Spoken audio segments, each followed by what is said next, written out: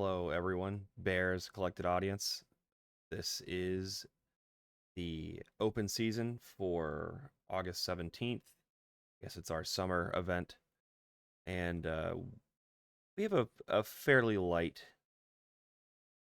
schedule today, but I did just want to go ahead and shout out Jumper, who is currently making a deep run at the Steel Series 20K.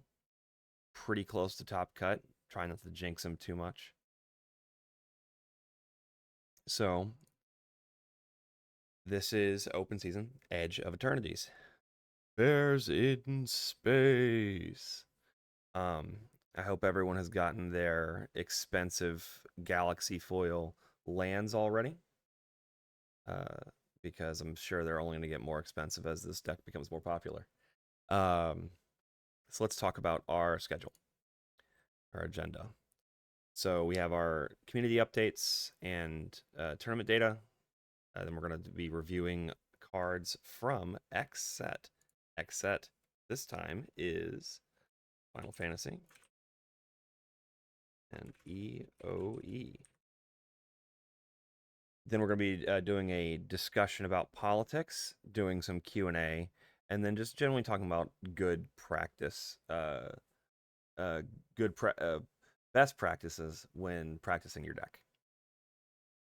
So that's the long and short of today. As always, if you have any questions, feel free to drop them in the chat on the right. I have that up. And if you want to jump on stage to ask your question or have something you want to add in, or just want to help me not fly solo today, feel free to throw your hand up. So, since the last time we did one of these, we crested over 1,000 members. I think the number is somewhere around 1,300 now, which is pretty awesome. If someone could find the standings, if you scroll up in the Lumra cEDH chat, you can get the standings for the 20K. You can drop those somewhere in this chat for people. That'd be awesome. Thank you. So, like I said, we shot past 1,000. I was hoping life would be kind and I'd be able to do something nice for the community for that. But we'll be doing that at some point soon, TM. Expect there to be some mention or announcement of goodies that the collected bears can get their hands on. It's in the works. I've got it queued up with the artist involved. It's just committing to the bit, as it were. So here is our recent top cuts, not including Jumper, who's currently making a run on their own at the 20K. We got Aaron Greiner at the AGL CSS 10K, 6th place. Trevor Moon, 7th at Merlion Summer Grand Slam. John Williams, 15th at the cEDH Dual Land Tourney. Anwin Lowe, 9th at the cEDH Charity Event. And then Alex Reed Minor, 8th at the River City Rumble. And then 6th at the cEDH Dual Land Tourney. If I don't get to talk to these people about their events, I at least like to call them out quarterly. And this is just an open call. If you do place at a large event, 60 plus, please reach out to me and I'll be more than happy to set down some time to do a Apex Predator, which is our interview series about top deck or top placement, top cut, play, mulligans, politicking, deck building, all that good stuff. So reach out to me and we'll make those videos happen, and you can they're good fun. So next thing we wanted to talk about was the win rate and the meta placement. We are 0.8 of the total meta in the last 3 months. In the 6 months before that, we were 0.5%, which means we have time and a half our market share, which is great, honestly. We shouldn't expect decks that are monocolor and fairly new to jump out and jump out and like take over the community by storm. That doesn't happen very often. So if we get up to 2% of the greater meta share, I'll be very happy. That'll be exceeding my wildest expectations, honestly. So we had 15.38% conversion in 60 plus events over the last 3 months, and 24.4 at all events, which is pretty awesome. 24% even at like small locals. So what that means is Lumra is doing about as well as you'd expect any deck to do at locals, and is doing about half that good at larger events. And whether that means we need to do some deck building and political like adjustments in terms of like what we should be expected to deal with, what our role in the game is, all that good stuff. That's going to be more of an ongoing question, especially after we talk about how Jumper did and what kind of deck they did it with at the 20K. But as far as a monocolored deck that doesn't really have access to a whole lot of interaction and just kind of does the thing, 15% is okay, and 24% at all events is better than okay. Pretty great. I would say once you get close to that quarter, the good pilots are going to be able to do great, and the mediocre to not so great pilots are going to do somewhere around 18%, and kind of live with that number.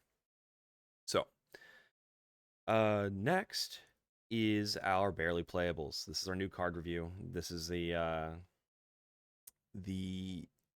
reason you're here, probably.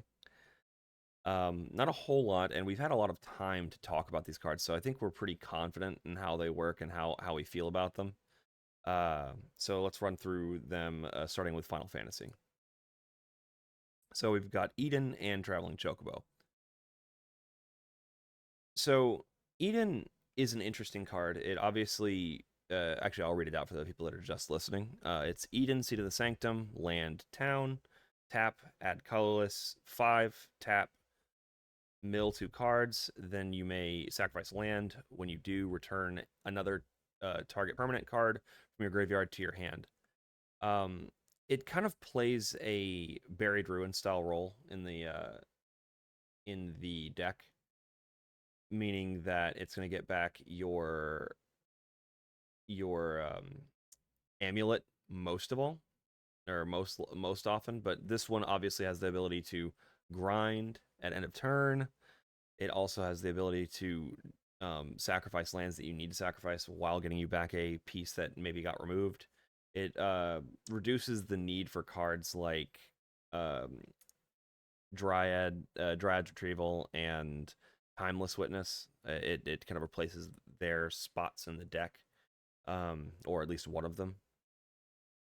So that's all to say that this card is probably an auto include or pretty close to it at this point, and you should very much consider either replacing Buried Ruin or running it alongside Buried Ruin, and that's generally how I come down on it right now.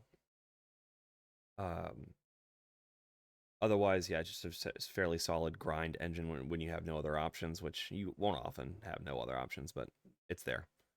It's a pretty multifaceted card. It has a lot of good text on it. All right, so now to a card that's a little more controversial, or at least I guess a little less like clear. So Traveling Chocobo is a 2 and a green creature bird for a 3/2. You may look at the top card of your library at any time. You may play lands and cast bird spells from the top of your library. If a land or bird you control entering the battlefield causes a triggered ability of a permanent you control to trigger, that ability triggers an additional time. I do want to jump back to what something Renmuke said, that it doesn't target, so you can't, they can't whiff your Eden doesn't target, so you can't whiff on your retrieval of your permanent card. So there's not much they can do to stop you from getting value, even if it's not exactly the exact card you want. You can still get something, which is just value added to the an already pretty great card. So back to Chocobo. Um, this card is kind of insane, but also a bit of a win more card. Um, and it makes like a third of the deck twice as good, or maybe better than that. Um,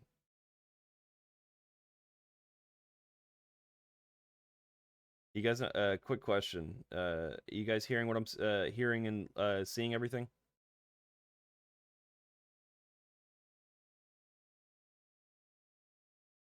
Okay, cool, cool, cool. For those of you that are hearing like hold music, maybe hop out and is there music right now? Oh, I don't know why that's there. One second.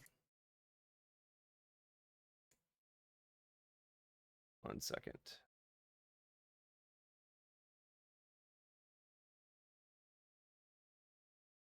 You know, it's definitely started. Yeah, so switch off the music. I don't know why that's there. But I think it's on a personal basis, not a it's not the stage, which is odd. Yep. Thank you. So back to Chocobo. Chocobo is it it enables a lot of solid value generating with cards that have good ETBs. All of the new bugs that have good ETBs are solid. It's great with uh, it's great with Nantuko. It's great with Nissa, and um, it's great with the what's that card called? The Untapper. My brain always loses it. The 2 mana artifact creature. It's great with that guy. Tiller Engine, thank you. Yeah, so it's great with Tiller Engine. It it gets you a lot of value very quickly. It pays for itself almost immediately with a lot of hands and board states. It's just it can brick hands. It really can act as a do nothing aside from maybe a land from the top, which is not bad. It's just for 3 mana, our three and 4 mana slots have gotten very very tight. So um you really have to think about like what your hand sculpting looks like with this card. If you don't have anything that works within your opening hand, it's probably a brick and you probably have to throw it back. And that's not really what you want for a 3 mana card that already does the thing when you already want to do the thing, right? We like synergy in this deck because our deck is 50% lands and all of our stuff cares about lands, right? We like synergy, we like incidental upside, we like a lot of that. A lot of that. Um, we evaluate our cards a lot on that basis when we're talking about inclusions, and this card, I think, unfortunately, falls just on the other side of the line when you're talking about like relying too heavily on synergy to be a good standalone card. It is a phenomenal synergy card, but a pretty bad standalone card. Um, and because of the way our brains work, we see, oh, it doubles the stuff I'm already doing. That's great. If you're already doing it, it doesn't help you get there, and that's kind of the problem: is not getting to manual storming. If you're not at the manual storm part yet, it doesn't do anything, and does relatively little, and that I think is the big drawback for the card. Just for me personally, I've taken it out, and I've put Realms Uncharted in. It's kind of a concession that Realms Uncharted is a kind of a better standalone card, and that's what I was looking for in the slot. It's also a little more reactive. This is like very on board, and like you look pretty spooky anytime you are at Chocobo plus Nissa, Chocobo plus Nantuko, Chocobo plus Horizon. Any of the really good 3 or 4 mana cards. If you're Chocobo plus that, you're looking like, oh, they're just gonna win on their turn, so I need to, start punching them, removing their stuff. And we kind of like to win out of nowhere. We do like that, so I I'm pretty low on Chocobo at this moment. It feels really good when it pops off, but you kind of ignore how mediocre some of those hands can look until you like top deck a good two or three drop, actual value piece. All right. That's it for Harmonicon. Any questions or thoughts about Chocobo? It's kind of a big card and one of the biggest ones we've had to talk about lately. I'll give it a second. Take a sip.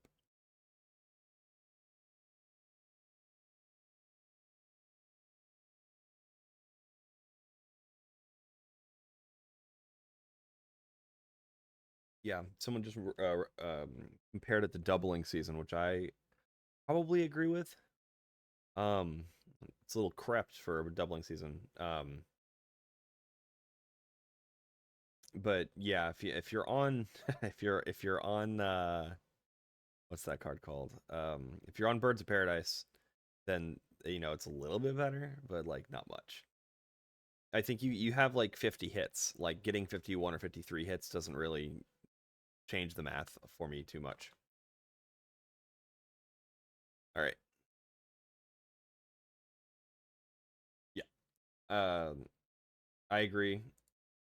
Um, that pre-Edge of Eternities, it was a more justifiable slot, but we're gonna get to why we're in the new world we are in.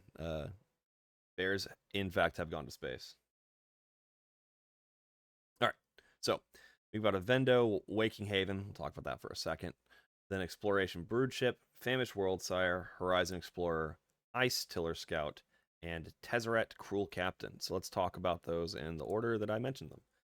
So, hey, we got another alternative to Gaia's Cradle. It with a low cost of having 12 power on board, which is not a bad position to be in. Um, but I'll read the card. It's a land planet. It enters tapped. Big downside. Taps for green, and it has station. For those that you that have been living under a rock or out in the void of space, station allows you to tap another creature you control and put charge counters equal to its power on this planet. Station only as a sorcery, so it's saddle or vehicle or crew, but sorcery speed, so more like saddle than crew. And you need 12 charge counters to get the green tap. Add a green for each creature you control. Oh, thank you. Icetill Explorer. See, is there Icetill Explorer? I do that every time.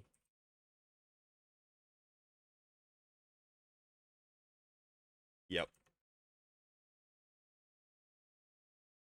Is it Horizon? Yeah, it's Horizon Scout. I've gotten these two's names mixed up every single time I've talked about them.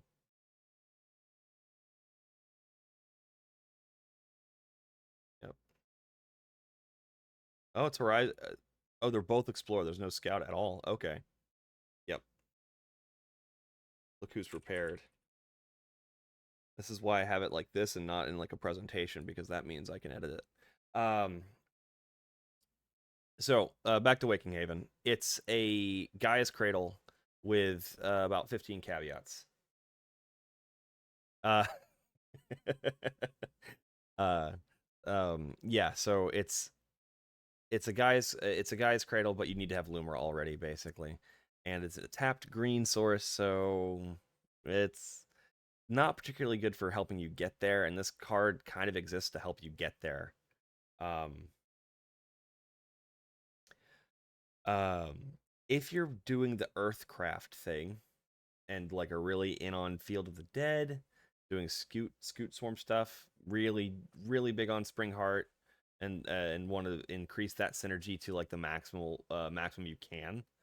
Um, it's like at best okay. Being an untapped green source, or a tapped green source that you just don't get access to for probably 4 turns is just not worth it. Um, there's not really much more to say about Evendo. No one was really considering it when it first came out, and that hasn't changed in the time. Yeah, some people like Earthcraft. I do not.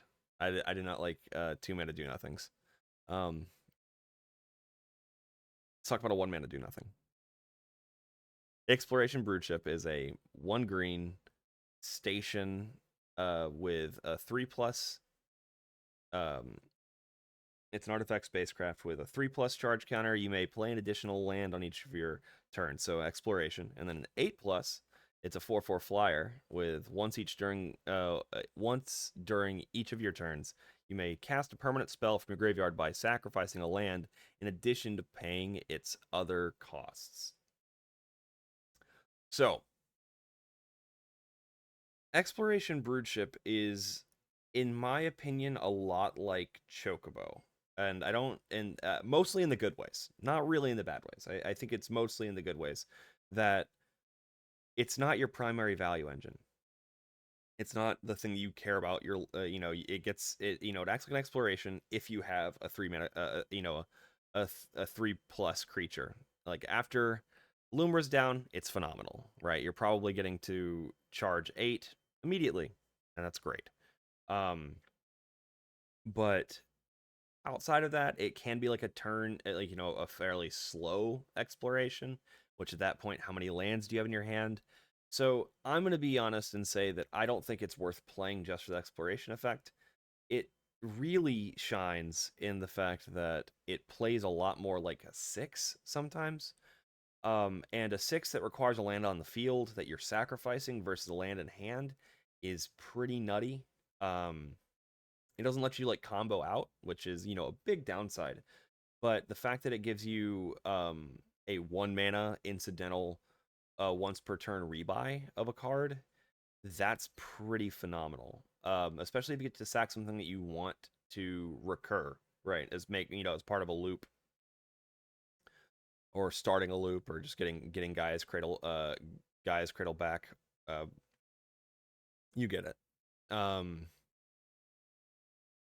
It, in my opinion, this card single-handedly makes the deck feel a little bit like Rog-Thras, where you get stopped and you're like, okay, I'm just gonna sit here for a turn, and I'm gonna go off again next turn because you can't stop me because I'm actually I actually have rebuys now, so this feels pretty good. It makes the deck feel very, very consistent and resilient to interaction. The kinds of things that are happening to you are very temporary. Like a lot of the times, you'll just get to go off again on your turn. Worst case scenario, you go off on your next turn again, and it's just really awesome for a very cheap rebuy. Right, you can tap the mana, you can float the mana, then sack that land. It's great if you're in an interaction heavy pod where you're going to see a lot of things that are going to kill your Tiller engine or your Lotus Cobra or your Nissa. That's what its primary use case is, and the primary reason to run it is that right there. I'm on it right now. I really liked it when I saw it. People were just like, "Oh, we just don't stop the bear; it just keeps going." Oh, that's a great point. Renmuke said that you can mirror pool it to recur more than one thing per turn. I guess that means you technically can very much loop it if you can manage that with mirror pool Lumra and either Vesuva or what's the graveyard one? Nouns are not my strong suit today. I'm sure. Yep, Echoing Deeps. Thank you. Yeah, so this thing is technically loopable. In the same way that 6 is, just requires more work. But that's really neat upside post loop. But I would say it definitely helps you get there. Yeah, but if you do have to station it every time, but each time you're stationing it, each time you're sacking Lumra and getting Lumra back, you have the capacity to do so. So that part's not like complicated. It just adds an extra step into a loop that you would already be doing, getting Lumra back, and now her power toughness actually matters, and that's in that context. So you need to have 8 lands, I guess, is the important bit. But I would say, I'm leaning towards this card being very good and consistently so. Um, just with like kind of the Chocobo early kind of clunkiness. It's not like a true exploration. It's an exploration plus. It's an exploration minus plus plus. So it's got some side grade energy to stuff like 6. So let's move on to Famished Worldsire. This was not on our bingo card. We were hoping for land stuff. We were not hoping for this. Famished Worldsire is a 5 green creature Leviathan with power toughness 0/0. He's got Ward 3 and Devour Land 3. As it enters, you may sacrifice any number of lands. It enters with 3 times that many 1/1 counters on it. When this creature enters, look at the top X cards of your library, where X is this creature's power.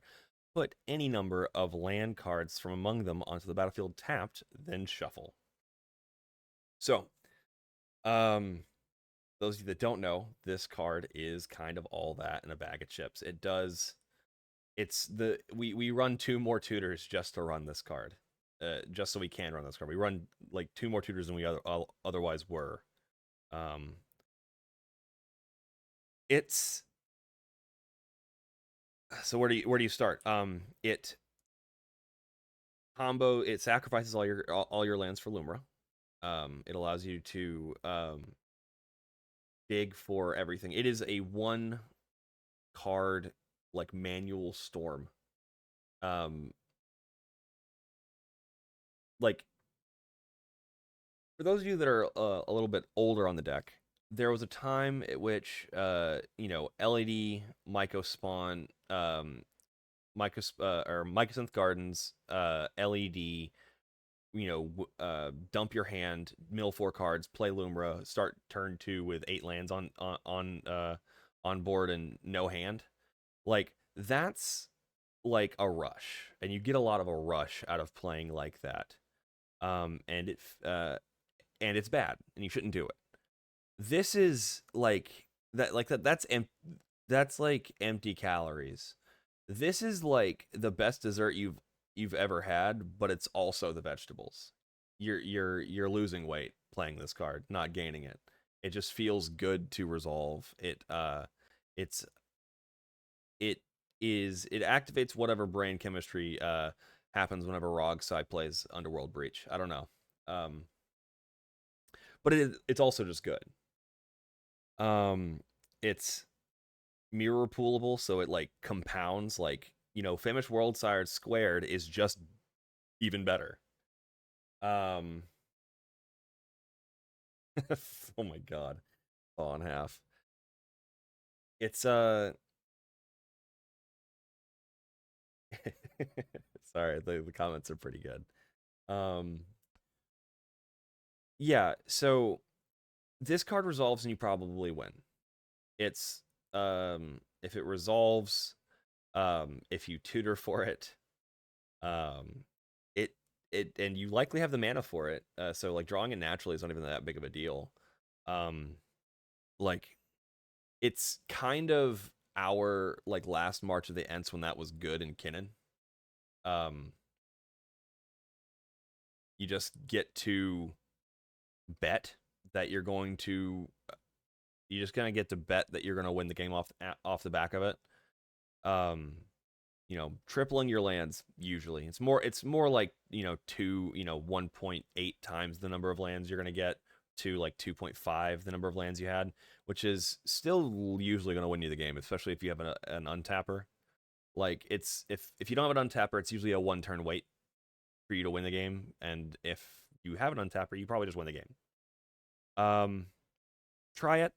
We'll talk about cards that you should be running to support it a little bit later.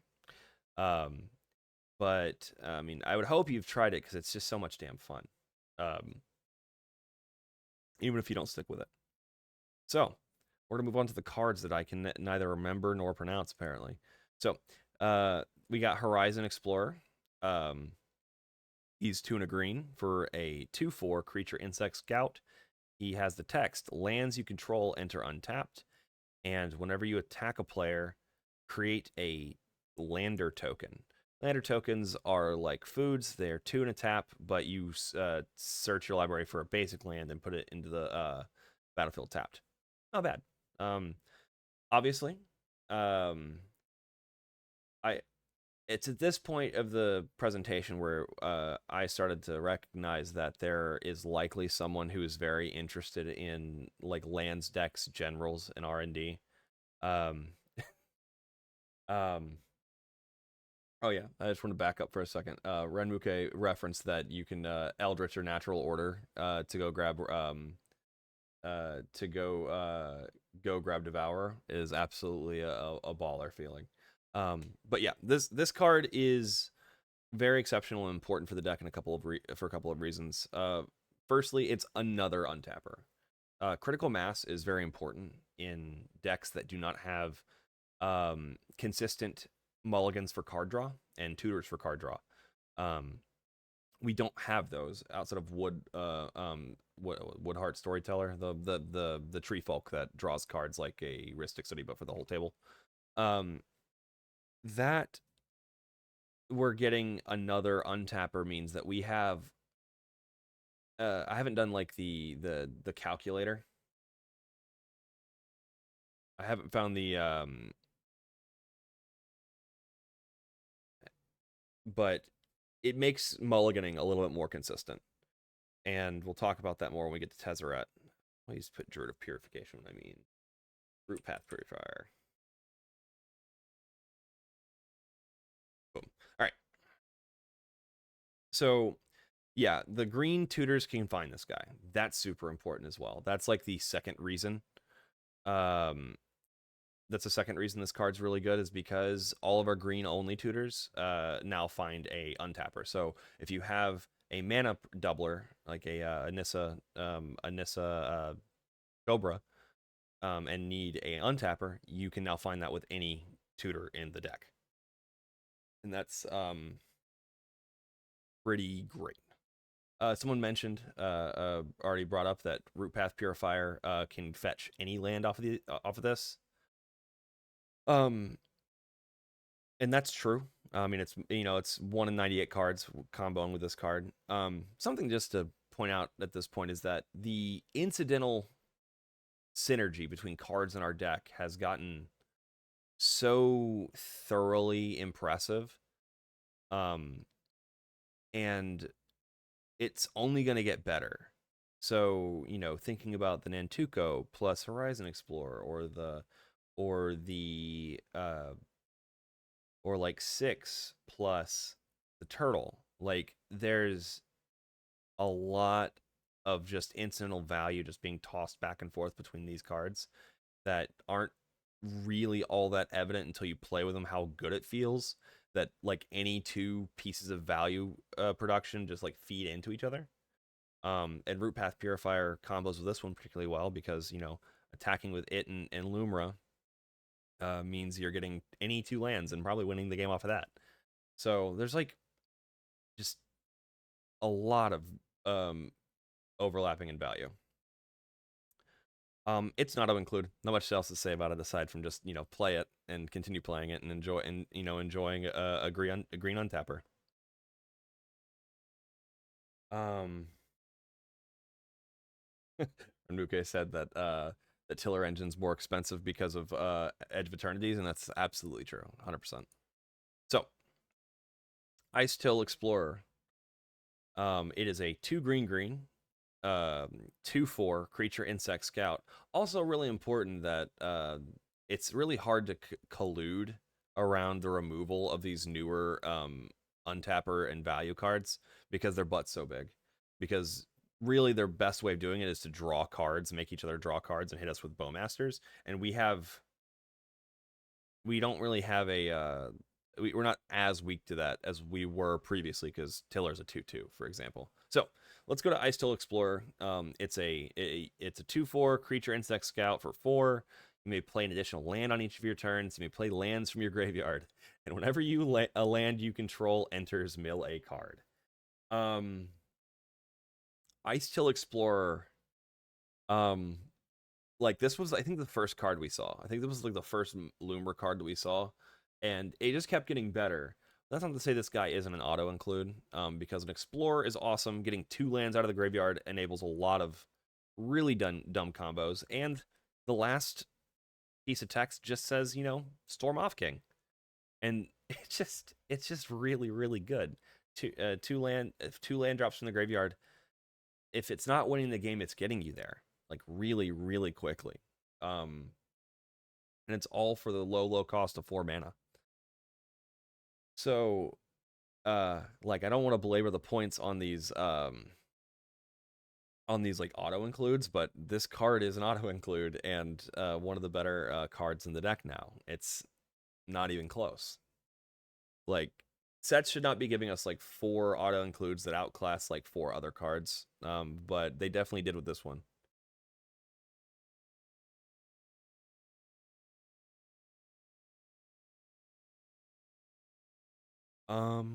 Yeah. Any other thoughts about this before I move on to our last card? Yeah. No, I'm certainly not complaining about EOE either. It's phenomenal. All lands too. I could have done an entire section about the best looking alt art lands. That would have been a waste of time. It would have been fun, but it would have been a waste of time. So get on to Tezzy. So Tezzy is good and probably good enough.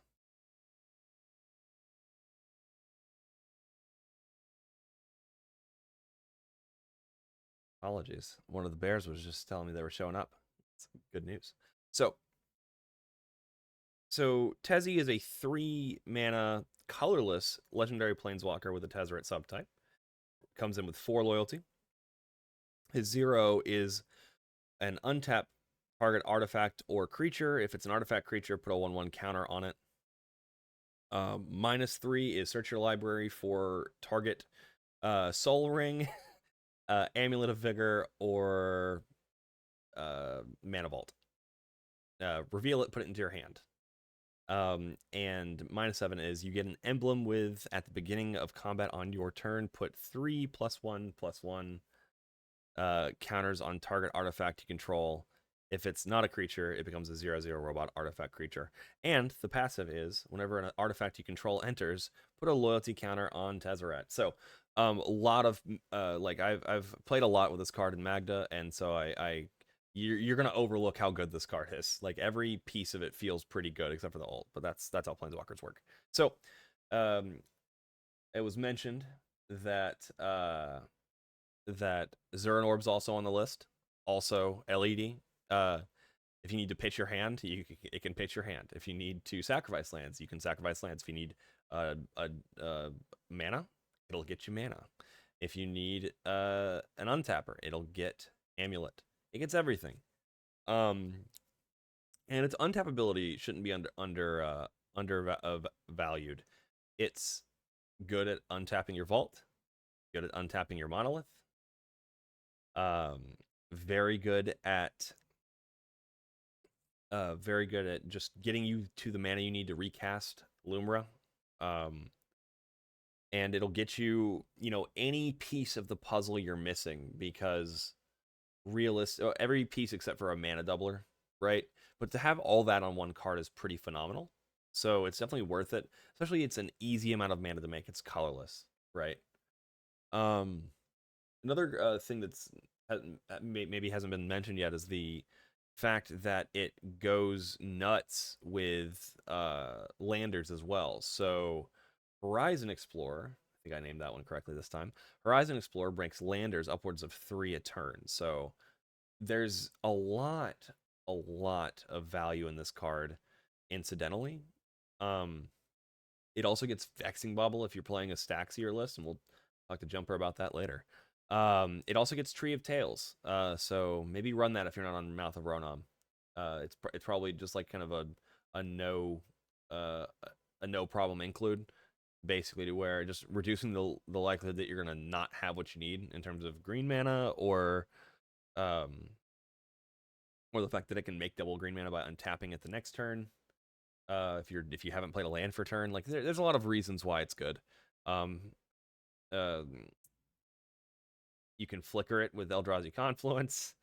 Um, there's a lot of good here. So it's just it's good to great. It's a 3 mana Amulet of Vigor or a 4 mana Amulet of Vigor, effectively, which we probably wouldn't want to play, but we're okay with it being able to get that or practically any other piece of our value generation or combo in terms of sacrificing. So that's generally my spiel on Tezzy. Before we move on to Extinction Watch, which is like looking at some cards that are probably falling out of the deck, I wanted to know if anyone had any thoughts about any of the cards we've talked about so far and wanted to pop up and talk about them. Feel free to raise your hand.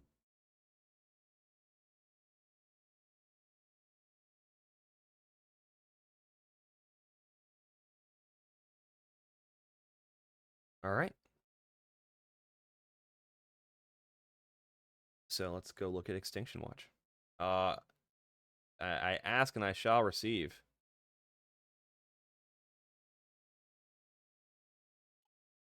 Hey, Alec.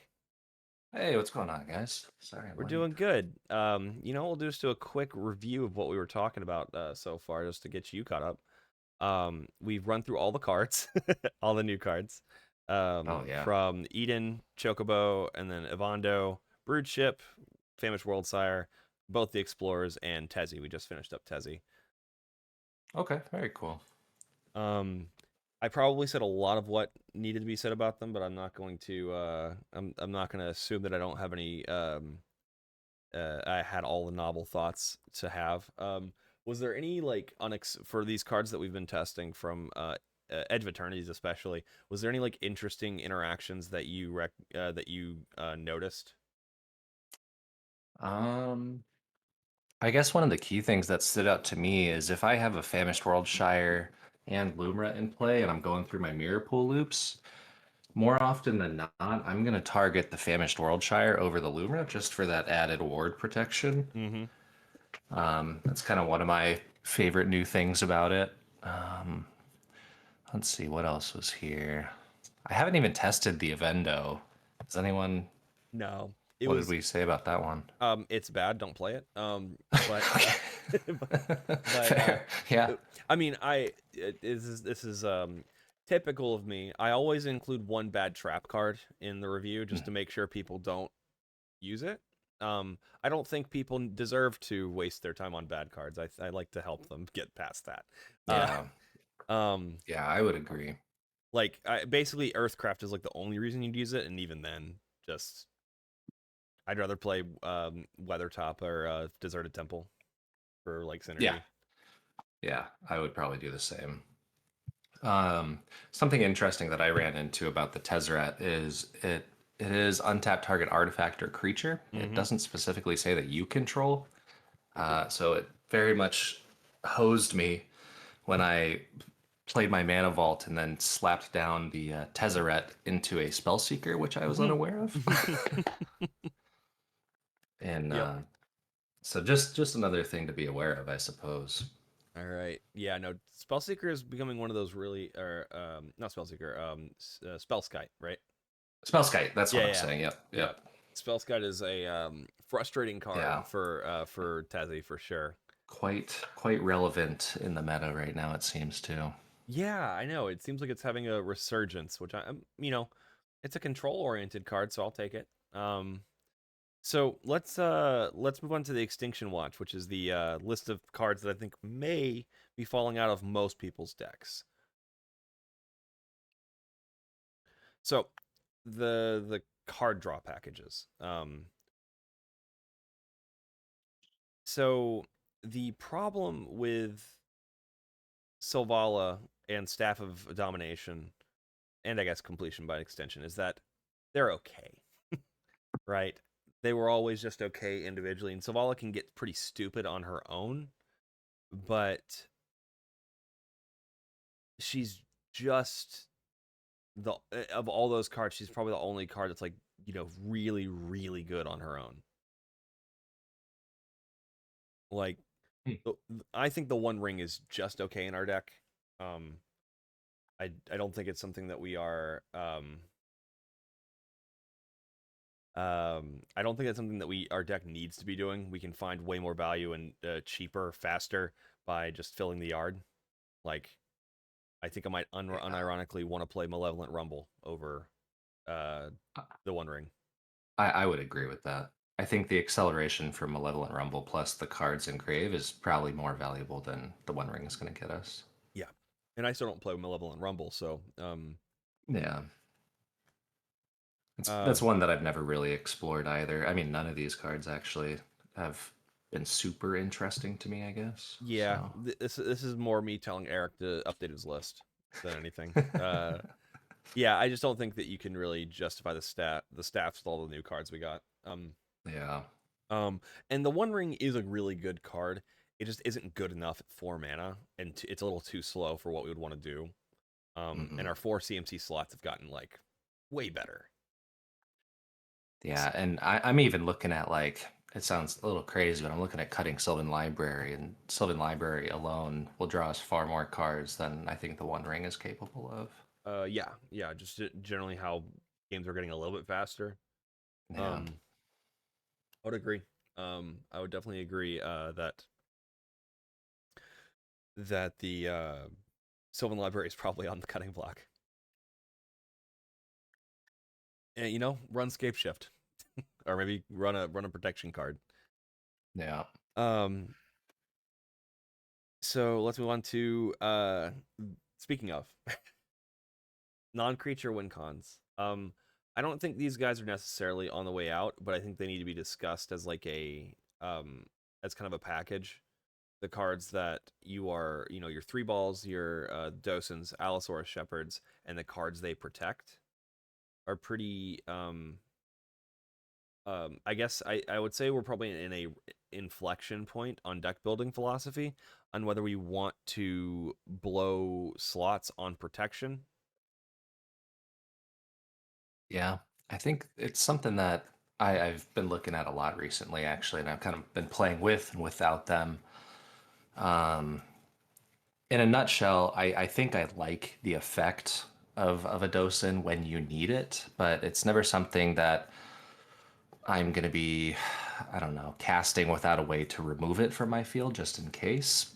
Yeah, But it's it's very good at its job, and there's not many cards that are quite like the docent, the defense grid, and these sorts of other things. But I mean, I also find that if I wait for my opportunity, because more often than not, we're able to do everything we need at instant speed. yep, And I can just sit back and wait instead of playing out the docent and go for it on top of the stack in response to a win attempt. right.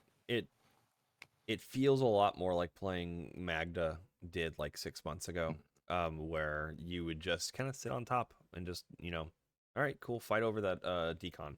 I'm here. I'll Yeah. just do my thing. Um, Yeah, no, I'm mono green. I don't have anything. Sorry. right.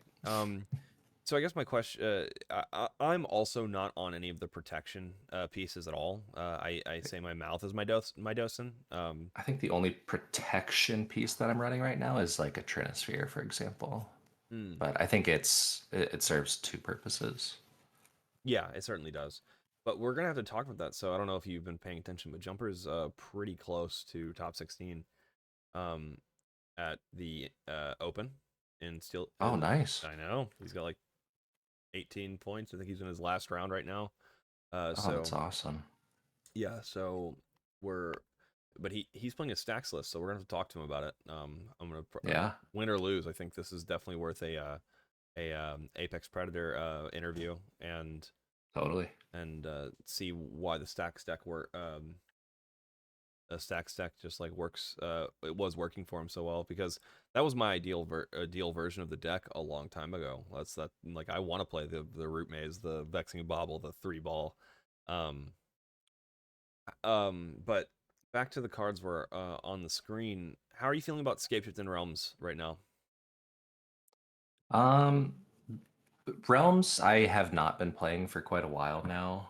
I think it's fine. It's just not something that I was getting super excited about. Um, Scape Shift is obviously a great card. It's just one of the most vulnerable things we have in the deck, I think. Yeah. Um, and I still run it. You know, I'm not off of Scape Shift by any means, but it is one of those cards that I cast expecting 100% for it to be countered. Yeah. And um, it takes a lot of work to let them not. yeah, You have to like work really hard to be like, okay, here's the list of cards that I might get. Here's what veto what you need to put that counter spell back in your hand, and that defangs the card fairly aggressively. yeah. I mean, I've been able to use it in a political manner, saying, oh, I'll get the Boseiju, my Aired Archway, and kill this whatever artifact is stopping you from going off. But it's pretty tough to get it to resolve in the way that we want to now. And I'm not.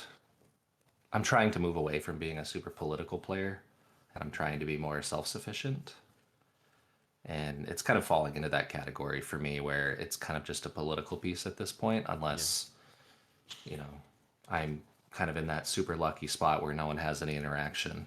Yeah. I'll just say I'm moving in the opposite direction of you. I'm very much saying yap them if you got them, and Yeah, 'cause I'm above average yapper, but a below average pilot. So I gotta use what I got. Um, fair. Yeah, but someone mentioned OG Boseiju, the colorless tapped protects a very much on my mind recently. Yeah, I think it's better than practically everything else but Scapeshifts on the board. I would rather run like I think our removal land slots we've over teched on removal and under teched on protection. I think is probably the best way to put it. Um, and I think the worst removal land that you have can probably get swapped out for the Boseiju, which has the potential for getting you a free scape shift, right? Hmm. Um, Okay. So, I mean, I would rather run. I would almost. I think I'd rather run practically everything as a land, which is why I like. We talked about Eden and how good it is. Yeah. I mean, that's generally why I love this deck so much. Instead of detutoring for our, underworld breach, we're using a fetch land with a root path purifier in play and getting exactly the piece we need. Yep, it's very. All It's of our utility is in our lands, so yep, I think you're on the right track with the Boseiju there. yep. So let's move on to the next package. The regrowth effects um, that are cards that don't do anything else, especially. Eternal Witness, Timeless, Turn the Earth, Dryad's Rival. Turn the Earth at least is a, a endurance style spell that can hose a breach player, but the rest of them just exist so that if you mill them, um, you can get something else back for a fat stack of mana, which is not good. Like it's never felt good to do, and it'll never feel good to use these cards. It's just kind of a deck building um, um, you're just kind of accepting that you have to uh, run cards like this so you have a little bit of extra safety on bad milling luck. And now that we have Broodship and Eden on top of Buried Ruin and a lot more and more density in our untappers, we need these less because individual cards matter less, and they started stapling um, retrace and regrowth effects onto better in slot, more multifaceted cards that do more than just the regrowth. I think I would still be. I'm a big Timeless Witness lover. Sure. It is one of those cards for me that I don't know that will ever come out of the deck. I mean, I'll say that with a grain of salt here. Um, but just being able to pay that 7 mana, because more often than not we have too much mana to work with anyway. It seems like I do at least.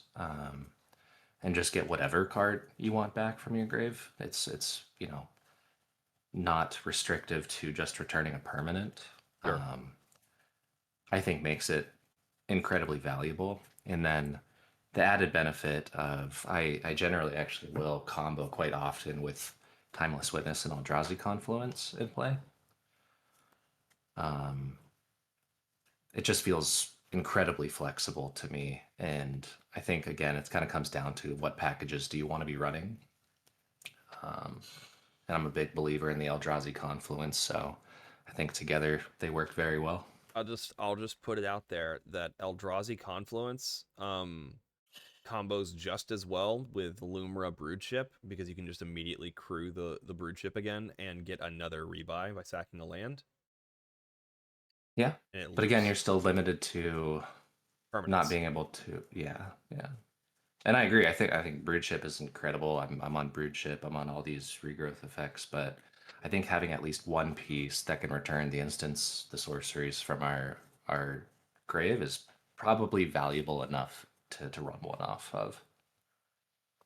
I'll say maybe on Timeless. It is the best one there, but it's 7 mana, so 7 mana plus whatever else you need to do on your turn. I'm not as lucky as you when it comes to having near infinite piles of green. So I guess we'll just go ahead and say inconclusive on at least Timeless. I don't know that they're necessary if you find yourself without an ability to bail yourself out of a situation because you don't have it. Keep track of that, right? And when you are testing it, keep track Yeah, of how many times it's dead because it's 7 mana, right? So do both of those things and um, try to figure out if your play style, what other packages you have going on, um, and like yeah. I your mean, you I go ahead. guess the other part of it for me too is it is tutorable. It's one of the tutorable return pieces that we run. So if you've got your food chain in the graveyard, but you've got nothing else going on, and you've got a tutor in hand, well, now you go. I mean, it just feels it is one of the most flexible pieces in my mind because it can theoretically be any piece that we need it to be, right?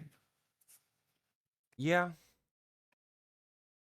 I think it's a little bit less expensive than tutoring for root path, and then grabbing Eden, and then grabbing the card back. And obviously you can still get instants and sorceries. Yeah. Oh yeah. Well, 6 lets you replay a permanent. I guess it matters what cards you have in your deck that you care about um Hmm. that aren't permanents, right? If it's just Scape Shift, um, then that's something. But there's not that many that we care about. So Yeah. it's really a package consideration. All right, I think that's enough on Timeless. Let's go to the cards that I think are probably on the upswing based on the previous entries. New cards being added to the deck. Might have a few extras for you here, by the way. Oh, for new cards. Hmm. All right. Well, we can. I've been making edits to these slides all day long because your boy cannot proofread. So incidental combos have gotten better. I talked about this earlier. Hmm. Anything with that mills, that doubles, that cares about a land hitting the battlefield. Like obviously we've talked about bird being a little bit like feast or famine. And it's either great or it does nothing, and that's not good enough, probably. Um, I don't know how you feel about Chocobo. We could probably talk about that. The Chocobo, I think, is interesting. I took it out a little while ago just in favor of some different pieces. Um, but I think it's kind of that, it's either really good or it's really bad. It's not Right. really somewhere in the middle for me. And I think Broodship kind of exists in a pretty similar situation. It's either really good or really bad, or it either does nothing or it's really good. Yeah. I But think does Broodship nothing. has Good. I think Broodship has the possibility though. It's one of those cards I look at, okay, if I'm in the top 16 of an event, I want something like Broodship in my deck. Yep. I want to be able to continue to jam my Yep. Wincon every single Yep. turn. That's kind of like my consideration. Would I rather have an Explorer that also gives me a rebuy, after interaction on the same exact turn, or would I rather have like a rebuy that puts something back in my hand for like 7 mana, or an Yeah. Allosaurus Shepherd that only exists to stop counter spells? And I think Yeah. Broodship is my answer to that question. So back to the incidental combo package. Cards that just care about other about lands existing kind of just got better with both the explorer bugs. Yeah. It just feels better to play every single card because the last 5 cards we added to the deck just are just giant synergy. It's like a synergy lasagna of layered interaction and synergy. And I think our old these cards exist only because they're like synergistic, like Blossoming Tortoise and Springheart and Nantuko. They just got a serious jolt in the arm, in my opinion. Yeah. Yeah. I completely agree. Like Blossoming Tortoise is really, really good. But the synergy the other cards produce are so much better that Blossoming's probably on the way. Not a card we're gonna have forever just because it gets power crept, not because it got worse. It got better, but it got better at a slower rate than the rest of these other excellent cards. Hmm. So I still that's find mhm. some instances where blossoming is better than like tutoring up Icetill, Yeah, but it's one or the other, right? In my right. mind. I love the turtle. I just don't think the turtle is as like it's not as swingy as the other ones Yeah. can be. As like it's he is a solid B+ card like all the time. Yeah. Um and Springheart is much the same way. Every single one of those cards does something on landfall.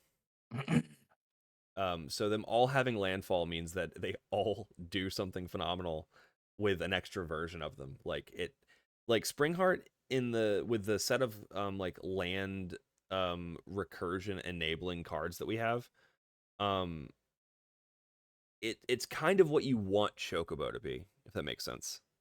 Um, it it just doubles all of those things. Um,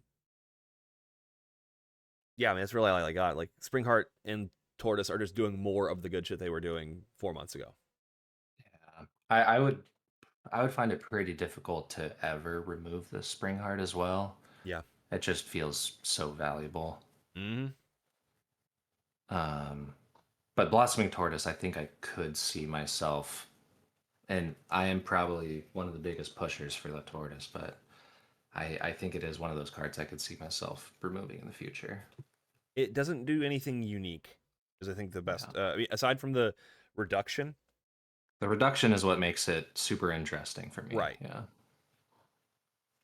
Yeah. So that's really it for me. I think it all the things it does that are super unique aren't either fast enough or specific enough. Uh, that I need it. And if we have enough mana production, the secondary effect is not like necessary. It doesn't open up new lines necessarily. It can open up new lines, but those are more incidental. Is probably the way I'd look at Hmm. it. But it's still really good. So, we are arguing about whether a card is an A+ or an A at this point. Uh, uh, but at some point, only the A+ students are getting into Harvard, and at some point, Blossoming Tortoise may not be in the 99, and that's kind of a wild thought to have. Yeah. All right, let's move on to the last package I have. Creature Tutors, Oh, flexible. sorry, not to Oh, cut you off, but yeah, I think another thing yeah, too with the tortoise, I think with the more torpor orb style effects that I've been seeing recently, uh-huh. again, it just makes it less valuable and it ups the stock of something like the Icetill Explorer. So Yeah. I feel like I've been seeing, I don't know about your guys' experience, but I feel like I've been seeing a lot more torpor orb recently. Um, Itali's a pretty popular like meta buster. So I've seen it in that, and if Esper keeps playing it, it's something because Esper Yeah. can. Um, Yeah, I think really I the think only places that play Torpor Orb are like Demir Plus style decks that don't have to care about their commander ETBs, and Magnet. at my locals this last week, I played 3 games, and 3 games in a row, I was behind the player playing Torpor Orb. What deck were they In playing? there was what's the 6 mana Cascade colorless creature? Zuladoc? Zuladoc. There was a Zuladoc. There was a oh god, Elevere, and I think it was Zuladoc again on the 3rd game. So, That's unfortunate. and it was Um, literally turn one into a turn one, turn two Lumra. mhm. That's rough, buddy. Yeah. I mean, our deck just doesn't kind of function under Torpor Orb, so I mean, it can, it's just not great. Well, that's the thing. I think the Icetill is exactly the piece that we needed for that Yeah, for those situations. So I think running both of them is interesting because of situations like that. I yeah, think the Icetill is the automatic go-to once you see a Torpor Orb style effect, yep, and then you pivot into your Aftermath Analyst. It's Aftermath Analyst Icetill Explorer all the way after you see Torpor Orb. yep. So the next group of cards I wanted to talk about was the creature tutor situation. So obviously, with Famished Worldsire, we are very happy to include cards like Natural Order and Summoner's Pact, Eldritch Evolution, which was already there, and Dryad Arbor to support the situation. I Good. tend to disagree with the Dryad Arbor. And my thought process behind that is, let's say best case scenario, you're casting a natural order on turn two with 4 lands in play because you had an exploration, right? Yeah. Well, you're sacrificing the Dryad Arbor, so you're down to 3 lands. Mm-hmm. You're looking at the top 9, and you've used 5 cards from your hand already to get this engine going. I don't know that you're going to have the extra pieces to really make it valuable. So Um, I I hear you on the Dryad Arbor not being like super ideal there. There's other upsides. Um, Dryad Arbor is a great Eldritch Evolution target for Oof. okay. There's more utility in like the synergy. It's also better with Gaia's Cradle. It there's Dryad Arbor I think is a marginal card um that is great in the opening hand and probably doesn't matter too much late. It's just kind of the like the turn 2 to 4 where it feels particularly bad the top deck. Which matters. It's just that I think it's good with a couple of tutors, and we're probably running all of them. Um, I'm and curious to hear how it's great in the opening hand. Turn one. It How, de- how does that make it great? I don't always have an exploration in turn one. I'm often playing stuff like Crystal Vein on turn two after a unusable turn one green card to get something like spelunking into the battlefield. Also, Green Sun Zenith at for 0 is also not bad. Um, I've I've seen that argument quite a lot for Green Sun Zenith on turn one for 0. And yes, while it probably does make hands more keepable and more flexible, I think using a tutor like Green Sun Zenith that can get any of our best creatures for something like a Dryad Arbor, I I keep finding it hard to make sense of it. I've tried it, and I think more often than not, those games I have not come up ahead. And I've been pretty diligent about testing it, and Dryad Arbor has not done me any favors, it seems. all right. And I have had those situations where I'm able to natural order for the Worldsire. the Famished Worldsire on turn 2 with the 3 lands, and again I had a follow up food chain, I think, and still it wasn't one of those games where I was able to take it. Hmm. Okay. I do agree that This is Dryad. just from No, this is no, just from my experience. I've I tried definitely the agree that tried the Arbor, Dryad and is a marginal piece. You're including it yeah, because you're also including stuff like natural order. Um, that's just it. I don't think we even need it. it's very I possible. think there's plenty of other green creatures that we're happy to remove from play to get the other pieces that we need. I mean, yeah, if you're playing, I mean, if you already have Lumra out, you're already happy to use that. Use Lumra because you were going to sacrifice all your lands anyway. Yeah, That's a fair point. yeah. I mean, especially with the things like the Sowing Myco spawn.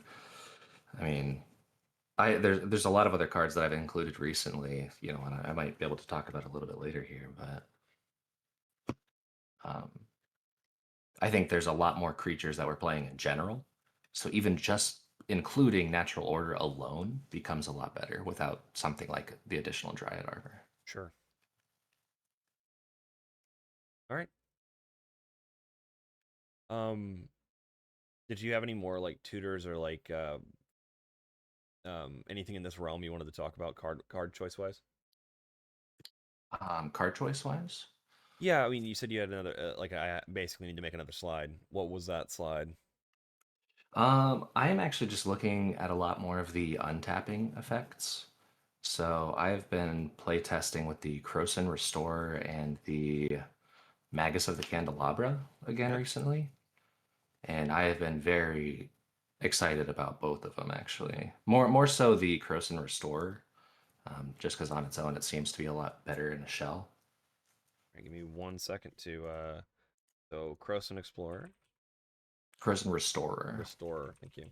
Mhm. Oh yeah, It's a package I ran a while ago, but I haven't looked at it for some time, and Croson I think Restorer again and Candelabra. with the natural order effects coming back in, more excited about the Eldritch Evolution style effects. I'm looking at just adding more value in my creatures. What about Candelabra itself? Yeah, yeah, Candelabra of Thanos, absolutely. Yeah, I mean we have another we have a Urza Saga and um Urza I Saga think and Urza himself.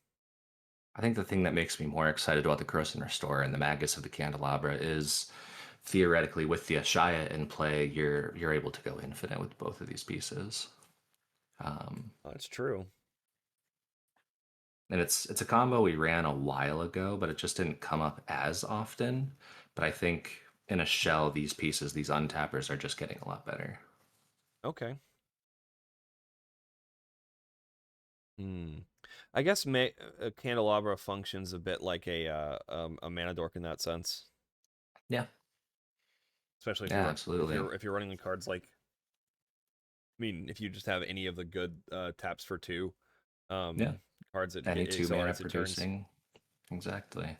And then in a pinch, it can untap your what you name the land, I guess. Yeah, fair point. I hadn't really thought about these. I'm not gonna write up anything. You know what? I'll write it up afterwards. All right, I'll No, put you're thoughts in good. later. So that's interesting. So have you found a lot of good you found a lot of good success with these?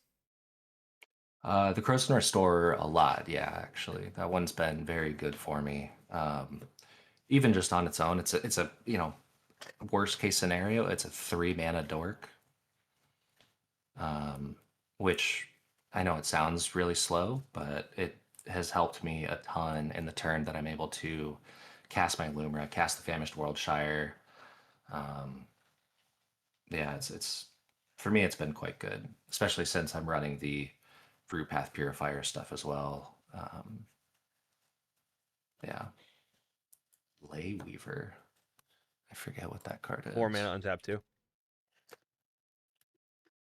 Yeah. I did look at that one. I haven't tried it yet, but Okay. it's probably worth considering as well. Alrighty. Um, I guess I really only have like one more card to talk about. Is Grim Monolith. 4 mana has become a lot bigger of a deal. So skipping, just having a 2 mana thing that you can a 2 mana card that accelerates you from 2 to 4 or from 4 to 6 is pretty good, especially now that we have Tezzeret in the list. Untapping it for free. Hmm. There's a lot of good stuff Just watch there. out for Spell Sky. Yeah, just watch out for Spellsky, man. Yeah, I think this card is. I think it's their correct call right now in terms of like where you want your mana to be and like how like for a 2 mana rock, this is the kind of one you want for Lumra specifically. You can split it up Yeah. amongst a couple cards. It gets you your 4 mana value engine and also lets you cast your Cobra. We're kind of a pip heavy deck, so you got to be able to use it, but typically you can, especially if Lumra's not been cast yet. Um, Yeah, I think the acceleration it provides is good, not great, but yeah, still good. I think good enough right now. Yeah. Like this is the kind of thing you'd possibly cut for like um a Magus or a Candelabra. Yeah. And it's funny you say that because that's actually exactly what I did. Yeah, there you go. And also Candelabra functions under Oof a lot. Or not Candelabra, Magus. The Candelabra functions a lot better under Oof. Mhm. Than either of these cards. Or either Monolith or Candelabra itself. Yeah. With the Um, amount I'm tutoring up Oof recently, it felt like a good swap for me. that's actually a very fair point. And once again, I can't overstate this. We have a bear that is like within striking distance of the top 16 of the largest CDH event of all time. Um, so and apparently he's running a stacks heavy list, and I want to know which ones. I want to know if he's running vexing. I want to know if he's running three ball, if he's running root maze, all that. I want to know all the bits because um, if anyone remembers, that was my first version of the deck was the stacks version. And I was really excited Mhm. to hear that it's doing well. So um, next is our smarter than your average bear segment, which is usually just kind of TED talky. Not a lot about cards, more about theory. Um, this month or this open season, it is Grin and Barrett. Yapping productively wins games. Um, so you've probably heard me mention a couple times. I'm a big proponent of responsible and pleasant politics at the table. Um, I have a pretty strong distaste for um, domineering personalities in the community. Which unfortunately are both excellent players and also aren't necessarily they aren't called out for the overwrought way in which they politic. So I like to think that I'm the change I want to see in the world. So we're going to talk about some politicking best practices. Um, so for those of you that aren't super familiar with politicking in CDH, um, this may feel fairly um, inconsistent with your experience, but I'm a personal believer of outright lying usually doesn't have a strong EV outside of the top four of a tournament, like, in the money, as it were. Um, so I think the using the being truthful and being kind of like veiled but not outright lying are both different tools that you should use actively and productively. It is This is a game with hidden information, therefore lying is completely fine. Being a liar in the game is, as far as I'm concerned, like morally permissible and I'm totally actually okay. I'm curious on your stance on this. I had a instance the other Yeah, night where this came up, um, and one of the players had mentioned, oh, I'm not going to do X, Y, Z, and failed to mention the other piece that they're yep, they're kind of hiding in the back seat. So I think lying and lying by omission are very different, right, especially when playing cEDH. I don't think we're required to reveal any information to our correct, opponents. 100%. Um, and I had someone call me out for something similar in the sense that, it's like, oh, well, you said you weren't going to do this. And I was like, yeah, well, I'm not winning on my turn, but I will destroy every single permanent that you guys have. like, Right. People and unfortunately want the social format to also be an honest format, and yeah, in a competitive format with hidden information, that's just not possible. Um, and so I don't make any commandments about what's moral or what's the correct way to play in terms of um, in the competitive landscape. I don't think there is quote unquote right and wrong within the realms of the rules. Personally, I think I unfortunately think that many players, especially very um, well respected and high placing characters in the community, um, actively break the rules in multiple ways when it comes to politics, and are just not, and those rules are just not enforced. But outside of those situations, I have no bones to pick with anyone about lying, making deals and then breaking them, etc. and so forth. So that's not where this comes from. My goal is to make people productive within the bounds of what the rules actually are. Um, Productive to their game plan, not productive in like community building. That's a secondary situation. So, um, generally, um, I want people to obfuscate information as necessary. I want people to be honest as necessary. Honesty buys you social capital in any given situation. It improves improves your sense of reliability at the table. Building those elements of allyship at the table helps you not get blown up by someone who wants to sandbag too hard because they don't know that they can trust that you're not going to just win over top of them. Regardless of whether you actually are going to do that, you should make them feel like they're not going to do that. And honesty is a very good way of getting that social capital that you can then spend to open up a political window, as it were. Um, yeah, um, you should definitely share information when it's useful. You should definitely obfuscate as much information as is reasonable.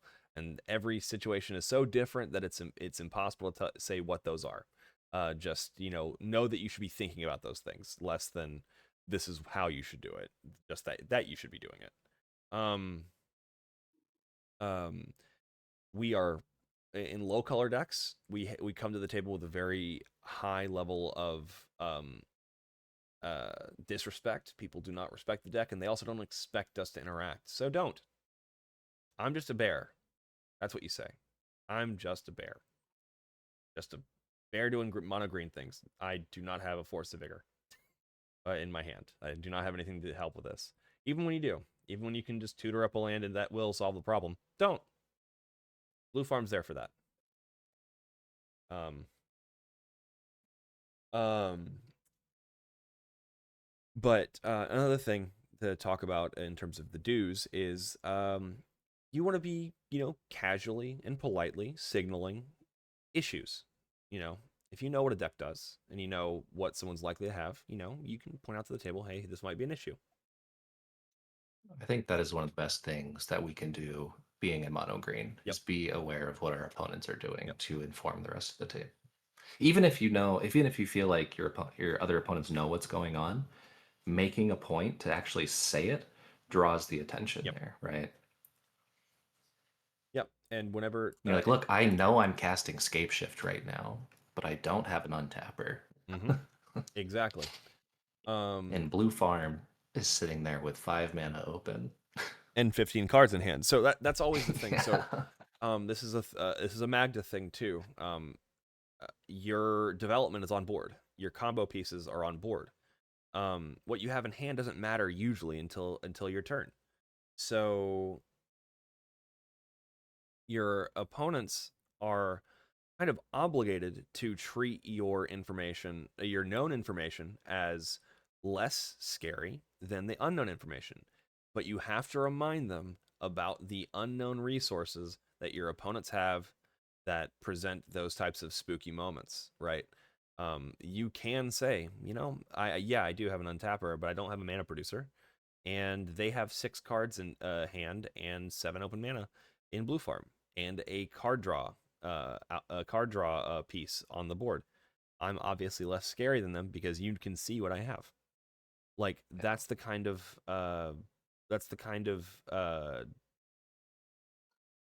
political machination you have to engage in. I'll say that I don't think outright lying is useful, especially when it comes to deal making. I think lies of omissions are totally fine, personally. I think it's your opponent's obligation to ask good questions to get specific answers, and you are allowed to say what you need to dance around whatever fact of the matter is inconvenient to your game plan. I'm a big believer in the word choice is very specific. Yep.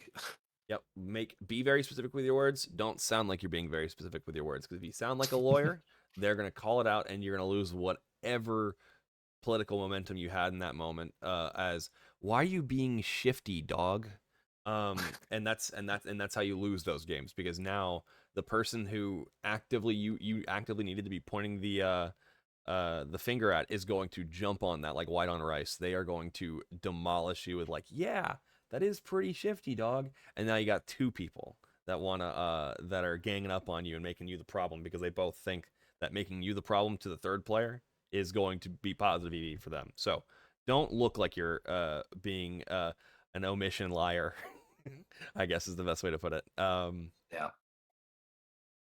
Another thing is be very understanding and respectful of the like the conversational space that you take up. If you are talking after and between every other person at the table, you are talking 4 times as much as you need to, and probably twice as much as the table will comfortably allow to finish the game in time, and also respect the comfort levels of politics between your co-players. You will irritate them, you will take up too much time, and you will have um an adverse effect on the impact of your words if you're using them too often. So my take is, be polite, Yeah. Know when be to talk and know when to shut up. exactly. Don't talk as much as I have been talking during this presentation. Like a third of that, or like a tenth, right? Yeah. Yeah. And um once you've said your piece, I don't think digging into that is generally worth it. yep. Especially Once you've getting kind of like said, God, sorry. yeah. No, you're right. Yeah, especially if you're getting agitated, it's not going to benefit you to keep talking about it and say, I'm not the problem. Right. You will never win getting frustrated by someone's lack of understanding, and this is a big political problem. You interpreting someone's words as a lack of understanding or agreement in what is plainly obvious to the table is only from your perspective, because you do not know the hidden information that each one of the other players have. So you presenting, well, it's obvious this is the problem, and if you don't see it, you're being willfully ignorant. That kind of mindset and like argumentative tactic only works against really, really unsure players. You can only mind control really bad players, right? And that's not how you should like hedge your bets in a political environment, because you're not practicing for your first round of Swiss. You're practicing for your top 16 rounds, and you're hoping you figuring out who the worst player at the table in Swiss is. Like that just carries you during those moments. But being effective in like higher skilled pods is obviously what we should be leaning towards, because it'll have a higher impact on you being in the money and like getting winning the tournament. Um, I think I generally find it much easier to politic with, uh, higher skilled yeah, players. They'll be more likely to understand you and understand where you're coming from, yep, where you're at in the game. And more often than not, you can lay it out pretty blatantly. yep, Look, I am not deterministic by any means right now. It's value engines all the way right here. yep. Like, yeah, no, I 100% agree. So that was all to say that um, don't dominate, don't try to dominate, because you will likely fail to dominate and make yourself like there's especially with bad players, and I say bad players like less skilled players. Um, you making yourself annoying will negatively impact their ability to make good decisions that benefit you. Yeah, Um, there will be pods where, man, fuck that guy is a legitimate element of their strategic thinking. yeah. And that will ruin you. You will absolutely be someone's least favorite, and it's like it's round one. I'm new to CDH. It doesn't matter. I'm just taking these games as they come. So fuck that guy, right? Like you don't want to be that guy. You want to be the person that can Unfortunately, you can mind control that player Yeah. to the guy that he likes a lot less. So I want to talk I about. think Go ahead. GM Ross threw something out there that's interesting. What do you do if you think someone has general spite for you across different games? That's a great Um, question. I Me. have ran into this Mhm. actually in my locals. That Zuladoc player actually specifically has stated that he put Torp Orb in his deck for me. That is the only reason that he is running that card. And he will mulligan aggressively to find that Torpor Orb. And that's just something when I'm aware of it, I play knowing that information. Yep.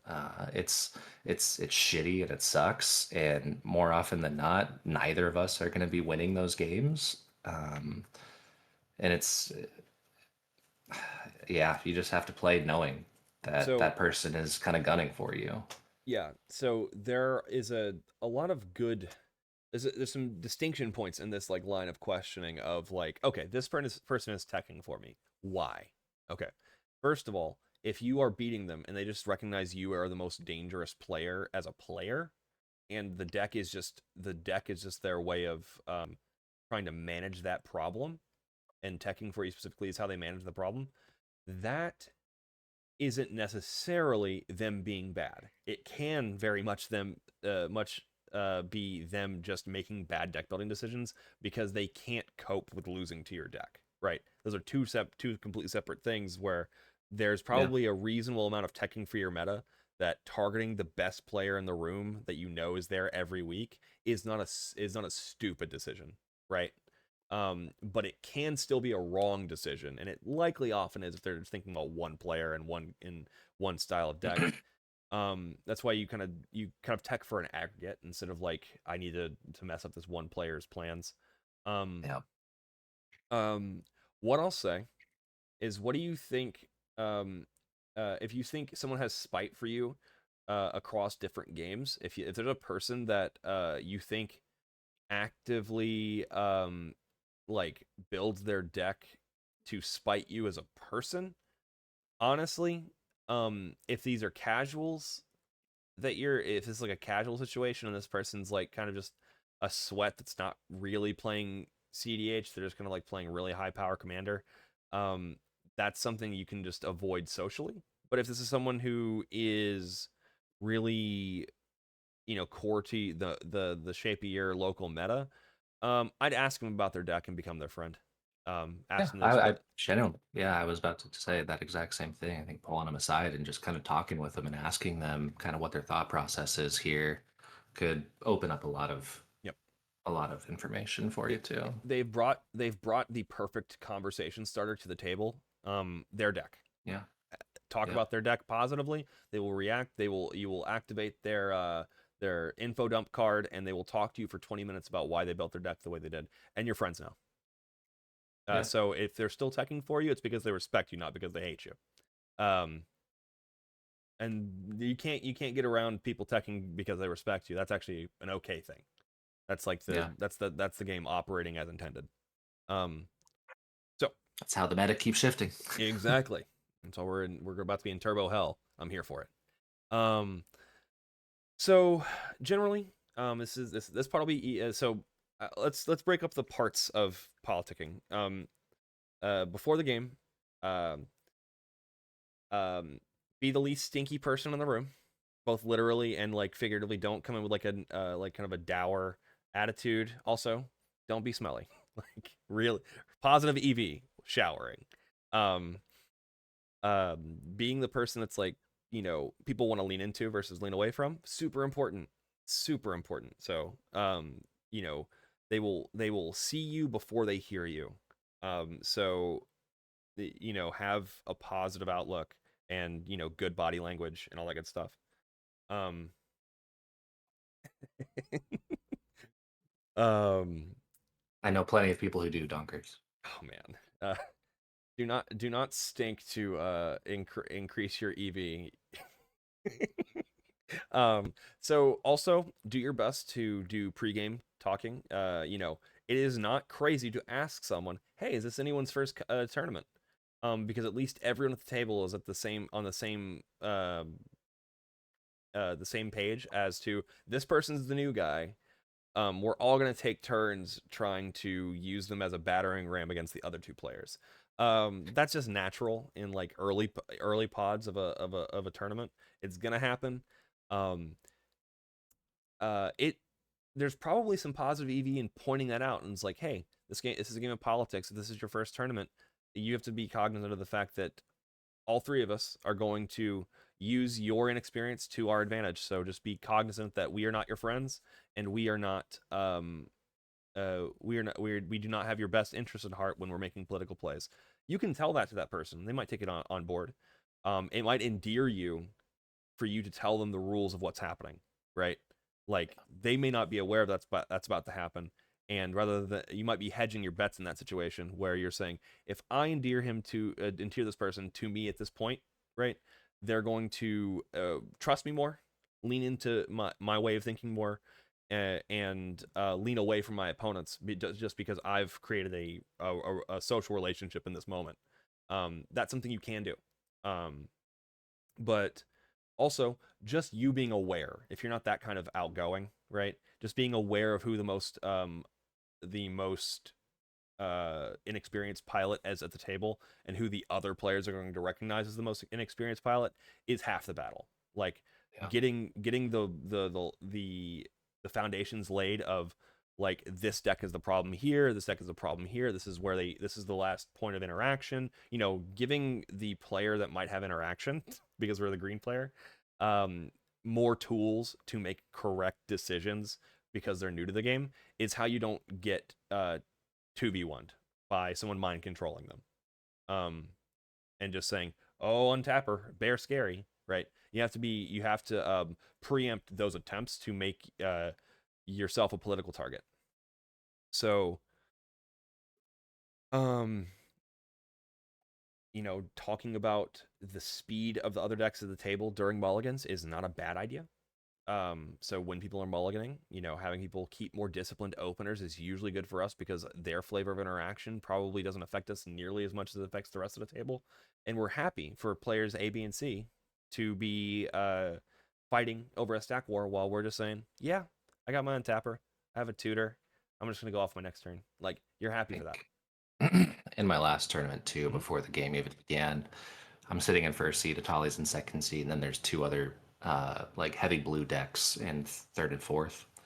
And I look at the Atali player, and it was his first tournament. And I could see him kind of shaking a little bit, and I was like, just so you know, everything that I'm about to do to you over this next game is not personal.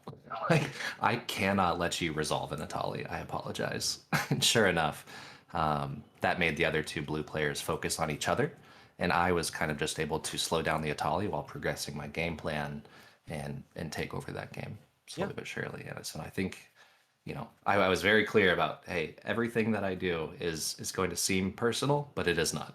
Like, yeah, no, I ran into a similar thing my last tournament I was at. There was a crick in my second pod, and it was his first tournament, obviously, and he even mentioned it.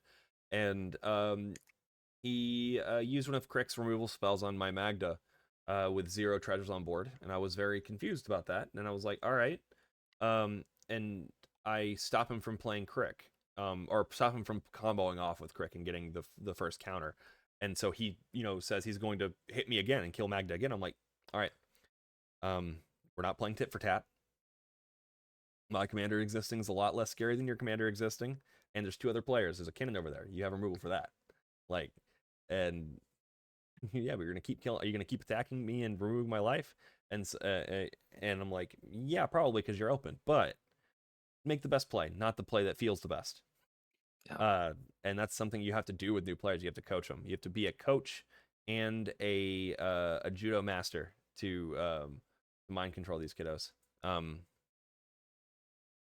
That's just my that's just really how it is. You just can't, and this is just more about like the structure of tournaments in general. Your first couple rounds determine like how easy your tournament's going to be. So Yeah. winning those first couple rounds is really good, and it's usually the easiest rounds you're going to have because people get pretty sweaty in round 3, 0, and 2, right? Like they really want that first win. They can't take draws, not comfortably. So you're going to fight for everything. In those first rounds, you have the highest likelihood of being matched up with someone who that's their first tournament. So you gotta take your positive EV where you can. All right, next slide. We have a few of these. Jesus Christ, I should have been more brief. Sandbagging. Don't proactively tutor for things to stop the table unless it's very very clear you are the only hope. Um, like don't be like, yeah, I could go get oof. Don't put that on the table. You can go get oof, but don't put it on the table. Don't give players B and C the option to not interact with player A. You want them to interact with player A. So I would just say sandbag hard. Um, as for sharing information, um, do it in moderation. Like I don't know if it's like the most important thing in the world to like always be showing your cards to each other, but like stopping yourself from getting interacted with and sharing information that way, that's always valid. But I would say that's probably like the only time I'd be like, yes, you definitely do it there. Um, um, but yeah, whatever you need to share to not have to rely on recursion to like get a piece back, right? It's pretty easy to say, hey, I'll just let this be a value wheel or a value spin of whatever card I'm doing. I won't win after this. You got my word. I'm not gonna win here. We're in round 2. I'm not gonna be that guy for the rest of the tournament. So I'll spin it once and then stop, and then that interaction will be there for the next guy. So be willing to make those kind of concessions to not have to recast Lumra, for example, or recast or go find something to get your Cobra or get Nissa back. Have to tutor for Nissa instead of tutoring something that can protect your win versus allowing you to win. How many thoughts there, Alec? I would tend to agree. It's there's a lot of times where you're able to put the win on the stack, and then look, that's kind of what I say. It's like, look, I can win right here. If anyone wants to show me the interaction to stop me, I won't put the win on the stack, and I'll just keep up my interaction. You can keep up your interaction, and we can just keep playing out this game. Right. Um, and that's generally only if I know my opponents have the interaction and have the knowledge of Lumra. But but yeah, it's that little bit has been very useful for me. It avoids me from getting hosed. It lets me keep up my pieces to interact with the rest of the table, and it usually will get me around to the following turn where I've got enough, you know, value generated where I can win that game. Yeah. So You can go over top of the yeah. interaction that they're holding up. Yeah, like I said, it's one of those things where we can just go on top of win attempts. It So Yeah, and it's very important to remember that in tournament in Comp-Rel, you can take back plays that revealed no information, and the you can basically anything that goes in the stack that someone else says I'm going to respond with a counterspell or a removal piece. You can literally say, "Hey, Put that back in your hand. You revealed the information, but we're gonna put that. You're gonna put that back in your hand. I'm not gonna do the thing I'm gonna do, or I'm just gonna spin it, and I'm not gonna go for a win here. Yeah. And you get to hold on to that interaction. Sometimes it's better to um, preempt the interaction with a statement of like, hey, I can pare this back down to a value. Like I'm not necessarily winning here, so like you can hold on to that interaction. You can say that because sometimes it's better for you to be the only person that knows that the person has that information, and sometimes it's better that the entire table knows that this person has a counter spell, for example. So Yeah. you make that decision. You can basically say, hey, you can show it to me, and we can agree to mutually disarm, or you're going to show that you've already put it on the stack, and I'm just telling you to put it back. The amount of times I've been shown a Swords to Plowshares, while I've got my Mirror Pool Lumra and everything in play is kind of funny actually. Right. And then I sit and wait until I see that Swords to Plowshares enter the stack, and I'm like, all right, now I go. You got it. Yep. And they'll do it, and they'll be like, oh shit, now I'm gonna Like, now right, that's I've what been was holding you back. right. I've been tic-tac-toed, and he's going off second. Great. So that's it. Yeah, that's really that's I mean that's really it. Just don't commit to the bit just to get blown out just because someone said they were doing a thing. Always Yeah. negotiate back. All right. Da, da, da, da, da. Yep, same content. All right. Something else I mentioned earlier was just, be consistent. Um, don't try to overstate claims. Don't go crazy trying to domineer like what is the threat of the table. But be consistent and be proactive about it. So don't wait for your turn to say, well, before I do this thing, I just want you guys to keep in mind that Kinnon's over there doing this thing. You don't want to be like, hey, don't look at me right now. This is more of a, hey, I'm just thinking about it, mid turn while you're sitting there with green in your hand doing nothing. You can that like while the table's spinning the turns, you can make that kind of like proactive assessment where it doesn't look like you're saying, hey, don't attack me or don't interact with me right now because I need you to not interact with me. What you're saying when it's going around the table and it's not your turn, you're saying, hey, just something to keep in mind, and it's not attached to the play you're about to make politically.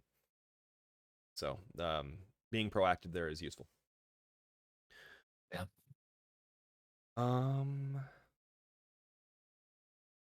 But another thing, don't one person's misplay is another person's like, I have hidden information you can't know. So don't interpret people's quote unquote misplays as concretely as you would like to in your head, because a lot of people walk away from tables thinking, man, if this person hadn't made that mistake, because unless you talk about it and can like really dig down to this person has it, you don't actually know it's a mistake at any given point.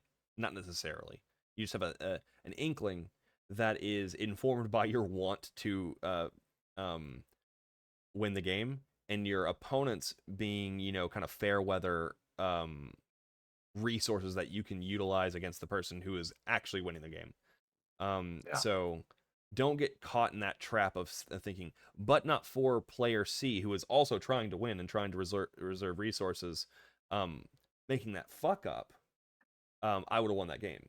because you aren't always in control of what knowledge you know or what knowledge you have, and don't get too like emotionally invested in the plays that didn't happen because the other player's trying to win.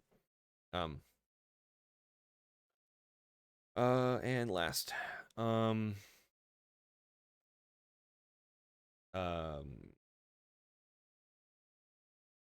yep. Just try not to be super evasive. Try not to be too super twitchy. Try to be calm, collected, all that good stuff. Um, Another thing is something I found very powerful in Magda that may be less relevant in Lumra, but like in Magda, for example, I have to get to a sixth treasure most of the time to win the game. So I actually have 5 treasures that are one color and then 1 treasure that is like the winning color. And like before the game even starts, I'd be like, hey guys, I'm not even winning on the turn that if you don't see this treasure. So like do not worry. Like the time to turn your brains on about me is when you see this treasure. I create political rules for the table so they know when I am a problem, because I usually only try to present myself as a problem after it's too late, right? I'm never really Yeah. lying about it, but I am always using that rule to my advantage because you're setting up expectations, and as long as you don't break them, as long as you are honest about it, that's going to continue to work. So, do we have any ideas on how we could utilize like physical game pieces to present an air of like, this is when I'm not the problem, this is when I am the problem, and being honest about it to the point where it benefits us? Is there? I hadn't given a ton of I don't thought. have any. I don't have any physical game pieces. Um, because the situation is all very dependent, right, with our Right. board state. Yeah. But generally, when I think someone wants to interact or they're saying, should we be scared about this to the rest of the table, I'll respond with something like, can you explain to me what it is that you're scared of right now? And then you'll get that information out of Yep. them, and then you can explain, okay, well, I understand that you think this is very scary. However, this is really what it's doing. I would need piece X, Y, and Z to make it Yep. actually win here. Yep. And I think it might might be better for the both of us if you hold on to this piece of Yep. interaction that you have.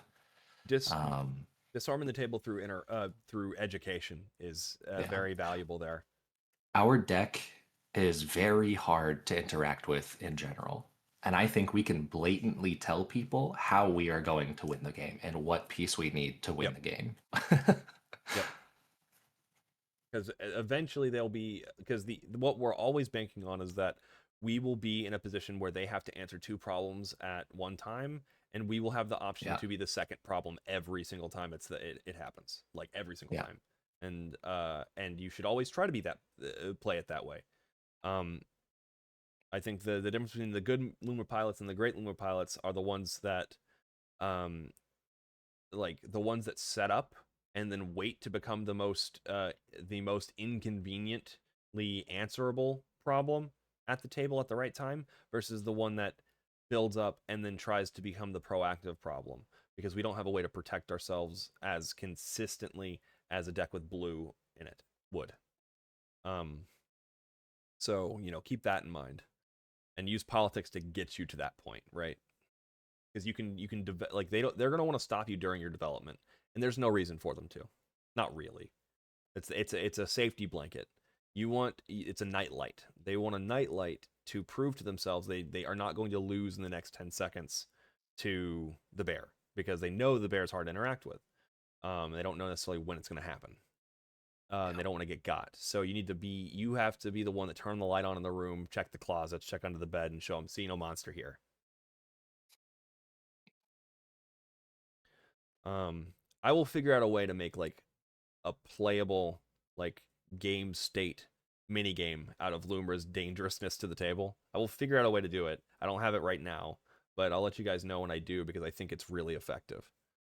To like You have need an altar of the bear with red eyes. I You mean, just swap them out. unironically, if you get an altar, or have multiple cards of the bear, like that's it's as simple as that.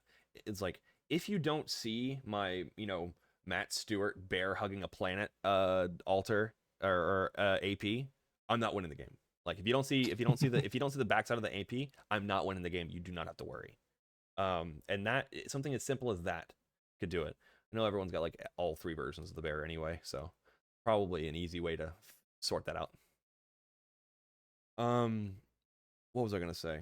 I mean, I think that's kind of it for politics. There's a lot to think about in politics, and it's not easy.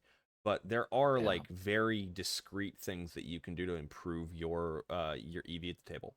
Um, I don't know where it originated, but the phrase "keep it simple, stupid" that yeah, is one that I keep in mind very often yeah, when I'm thinking about my politics. yep. Um, as someone who writes long-winded TED talks, I have a propensity to over-explain.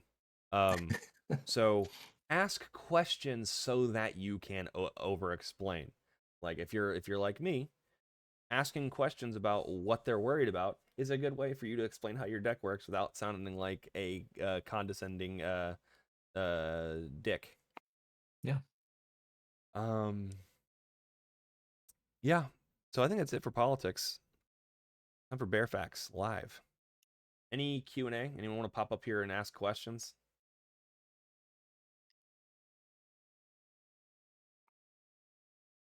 Oh, I know I need to grid out games with Bear. Is there any other advice for a new Bear player? I am playing a lot of Magda and she gets blown up a lot. What are some of the things that players want to do to Bear often? Well, they want to kill your Untapper. Yeah. They'll either I typically don't see people countering spelunking all that often. It just for whatever reasons doesn't feel as dangerous to folks as the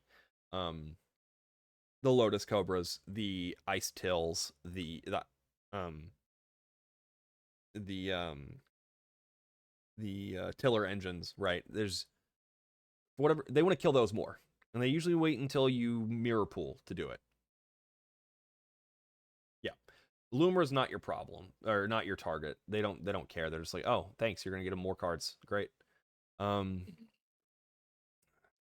since you have background on Magdal, think about like um the thing about Magda is you don't want Magda to become your lightning rod because it gets kind of frustrating. Lumra doesn't really have that problem because it's all the other cards you're worried about.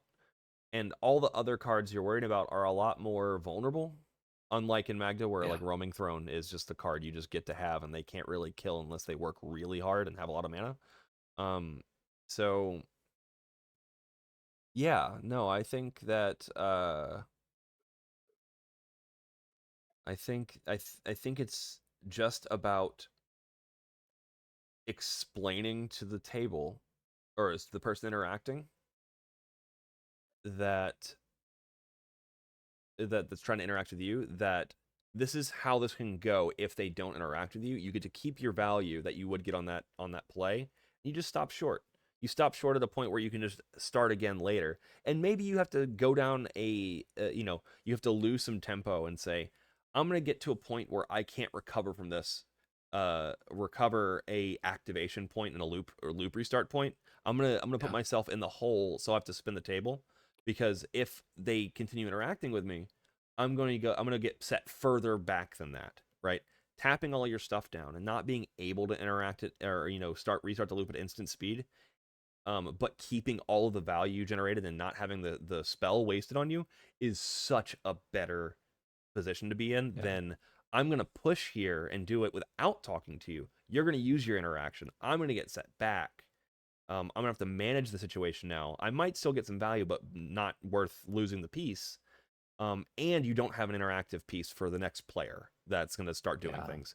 So, um, my suggestion to you as a new player or a newer player with Lumra is that you gotta be able to talk your way out of blowout situations and just be able to tell the player I'm just valuing right now, and I'll put myself in a spot where I can literally only be valuing, and you're not like hedging your bets right now. You're literally just not wasting interaction. Yeah, I think it circles back to that thing I was saying earlier, saying, I think I can put a win on the stack here. Can anyone show me interaction to stop me? And that question alone usually gets me a lot of revealed information. Yep. If people say, let's play it out, then you can kind of guess that they've probably got something. If they're not willing to reveal it, you can talk with that player a little bit more and say, look, I will push here if you can show me that you have something, or if you can show me that you don't have anything. But if you do, I think it's gonna better the both of us if we just sit back Yep. and keep our interaction. Right. And here's some language you can use there. So your player A, their player B, and then C and D are after them, or whatever situation. There's going to be a couple players going between you and them going again. Um, and what you can say is, hey, you use this on me. You're going to be shields down. You're going to be shields down until until my next, at least until your next turn. And I'm not going to have anything to interact with them regardless. But I might if you let me value out a little bit, and I can just say I'm not going to win. I'm just going to literally go to Value Town and put myself in a spot where I'm not going to be able to restart the loop. And the worst case scenario is that they don't win as well, the other two players. It gets to your turn again, and you don't have to worry about me at least until my next turn. I'll have more value, but you won't have wasted your interaction. Yeah.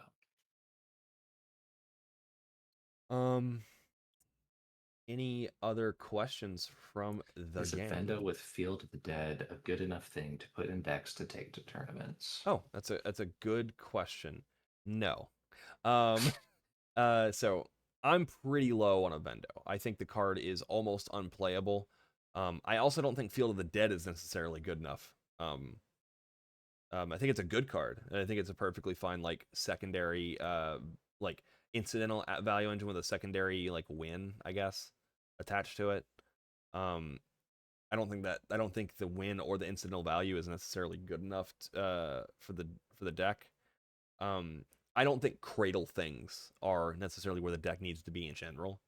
So I'm not like This is why you're having mana problems. I see now.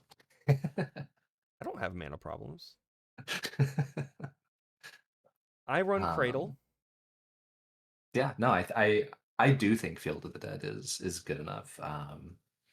But again, I play probably a few different packages than you do, so Yeah, I'm kind of on an oops all toolbox style deck with minimal like. Do you run like altar and I'm not on the altar, but I do like snowballing effects like Field of the Dead, so I do too. It feels good to play, but I feel like at the point where I'm at that, I'm just like spinning the turn anyway. Usually. you might be, yeah. Um, that's kind of where I'm at with Astro Field of the Dead with Earthcraft. It's so good. Yeah. Yeah, it's piece A is decent, piece A plus B is good, piece A plus B plus C wins you the game. you know. Um, Mm, that's generally the way that I like to play. I'm going to play this kind of weak piece now. No one's afraid of it. I'm going to play this other piece. Okay, people are starting to get a little worried. I'm going to play this last piece. Now no one can do anything about it.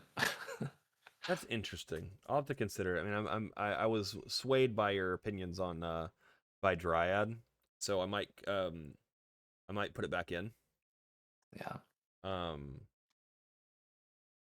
but I do still think people should play Tree of Tales with Tezzy. Um, if you're not, Tree if of Tales. that's the artifact land, Huh, okay.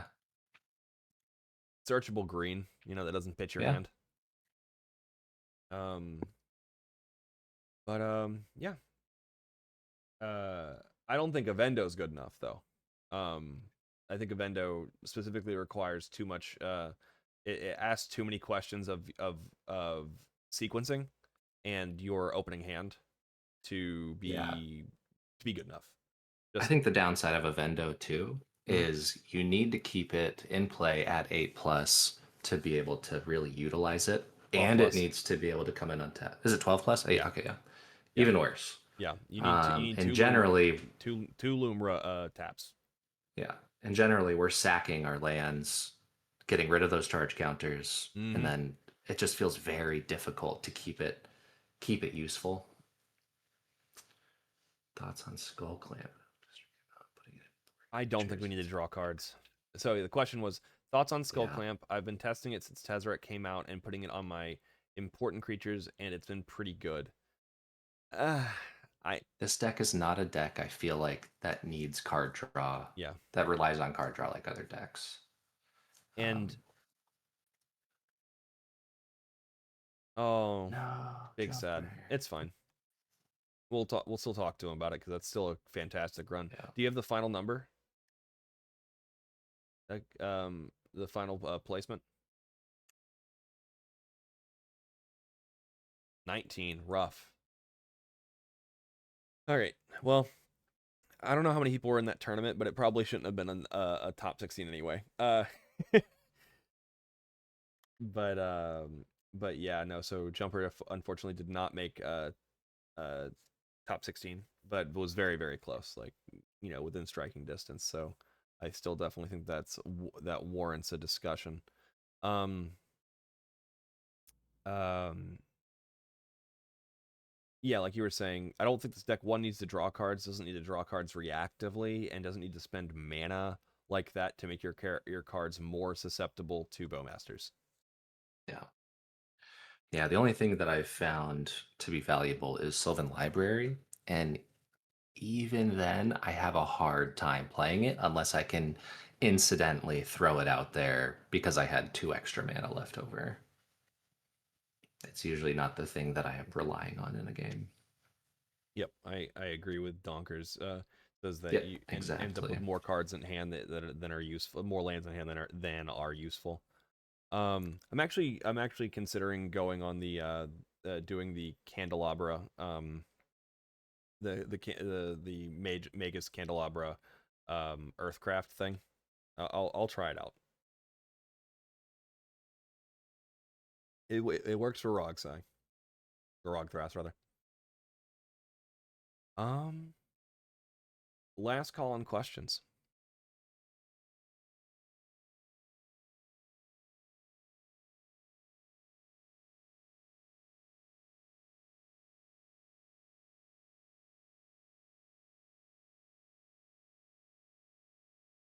You got one typing, so give him a second.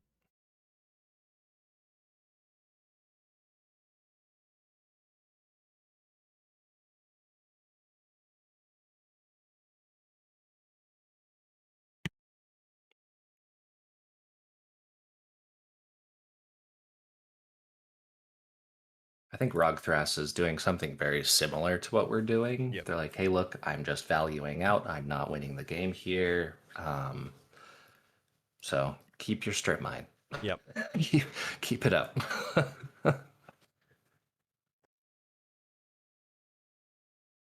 It's 2 mana to bestow Nantuko, but anytime you have to activate his clone ability or pay for his clone trigger, it's 2 more mana, one in the green. So the first one's 4, and it depends on like what card you're copying, how much mana you make on the next land, and all that good stuff. So something I have done with the Nantuko as well is playing the Cavern of Souls on Insect Yep. and say, I am using Cavern of Souls mana to bestow this. It Yeah. doesn't actually work, but you can still say that. Wait, bestow. You can't do alternate costs with Cavern of You're Souls. not casting the creature, you're casting it as an enchantment, which is Yeah, very yeah, different. yeah. So in Magda, when Mana Vault or Mana Crypt was still a thing, I used to always name Mana Crypt with Pithing Needle, um, just to see how many people would just pretend it didn't make mana anymore. Yeah, It works. It works. You just yeah. you get them. Um. Uh, But yeah, no, it's 2 mana to bestow and then 2 mana to act to pay for the trigger each time, Yeah. which sometimes is you go infinite with that with a couple different Something to cards. keep in mind too is the trigger all resolves at the same time. So Yep, you're paying mana as the trigger is resolving. yep, Um, so don't pay your mana before the trigger resolves. yep. It's paid on resolution. Yeah. And obviously stack your trigger so that you get your other landfall abilities to make mana. Yeah. All important. Is Earthcraft good with outfield on the battlefield grave?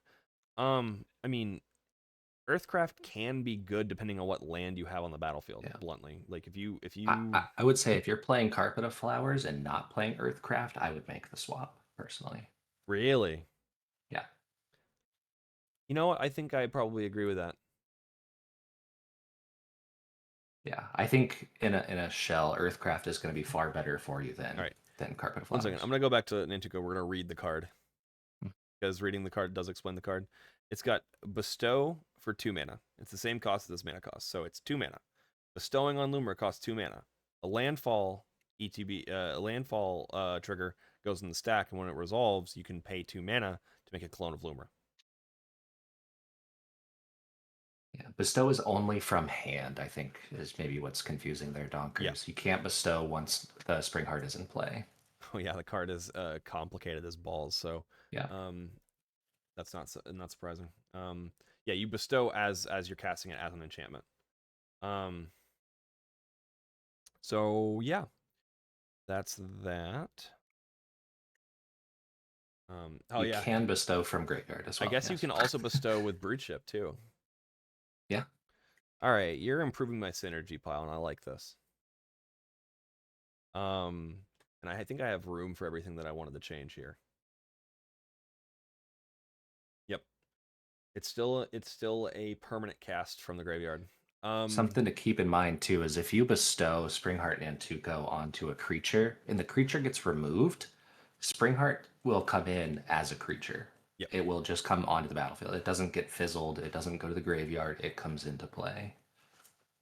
And the trigger is still resolving on it, it checks on resolution whether it's bestowed or not. So even if the trigger goes into the stack as a bestowed enchantment, the creature gets removed when the trigger is on the stack. You just get a 1/1. Yeah. The trigger doesn't fizzle either, which is nice, for like an Earthcrafty kind of thing. Um, but yeah, good questions.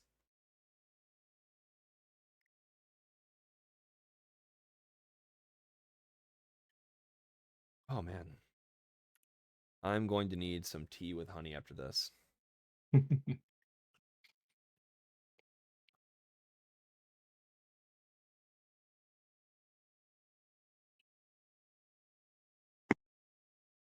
Trying to think if there's been any other niche interactions from my recent play that I want to make note of.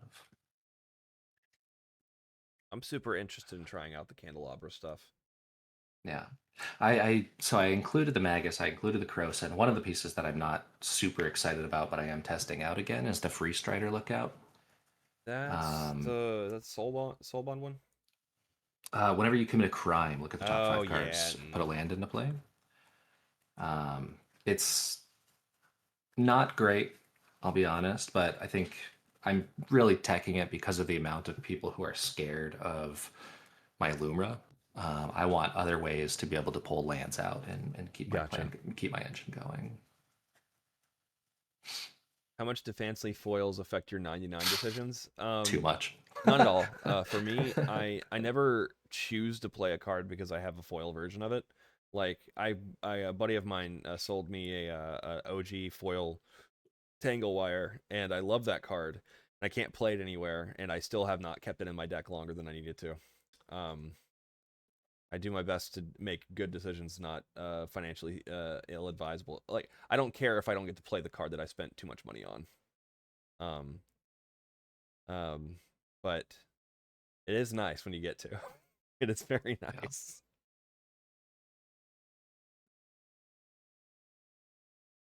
Oh. No, Springheart is literally use it or lose it, literally anywhere. Yeah. It's good on. Use anything on Blossoming Tortoise, Icetill Explorer, Famished Worldshire, even Aftermath Analyst, a Lotus Cobra. I mean, it goes on so many different creatures. I've even Mm-hmm. bestowed on my Timeless Witness. Right. It's everything has an ETB or a phenomenal Yeah. passive ability. Like everything is good. Like Yeah. Like if you see it in your hand, you're just like, oh great, two of this thing. Like the Nantuko, like I said, is the card we want Chocobo to be, and is not. Yeah.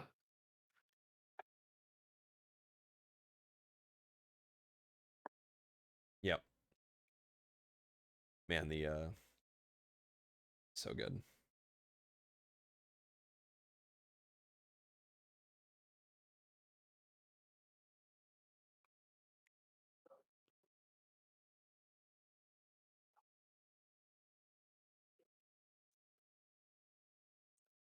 Someone mentioned with Think Untapper, I'm sorry, Springheart. Drew. That is Yeah. all I've got time for Yeah, right you're fun, now. dude. I think we're just about wrapping up anyway. Thank Sounds good. I appreciate you guys, and hope you all have a good day. Yeah. It's been good so far. Bye. Um So Astra said with an Untapper, Spring Heart plus Blossoming or plus Blossoming and Lotus Field, you mill your library and generate infinite mana, and you can replace Blossoming with Icetill Explorer and get the same effect, which is good synergy and redundancy. Yeah, I'm gonna say this is gonna be the last. The next question is gonna be the last one. My voice is starting to go.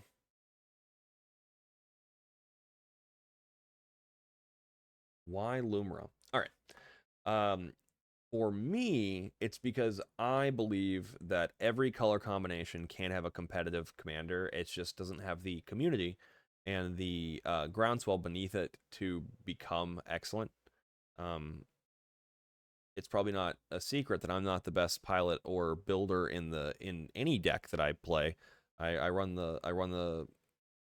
help run the Magda server, but I'm not its architect in the same way that Eric and Alec, really blazed the trail on Lumra and created this, a small Discord of like 200 and something people.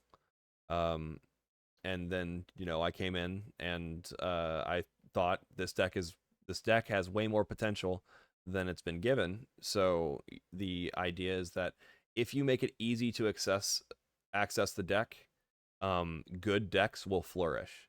And I think that Lumra is a perfect example of a deck that didn't have enough people, got very popular because the community was excellent, and is now, in the top 15 of popularity and is only gaining ground competitively.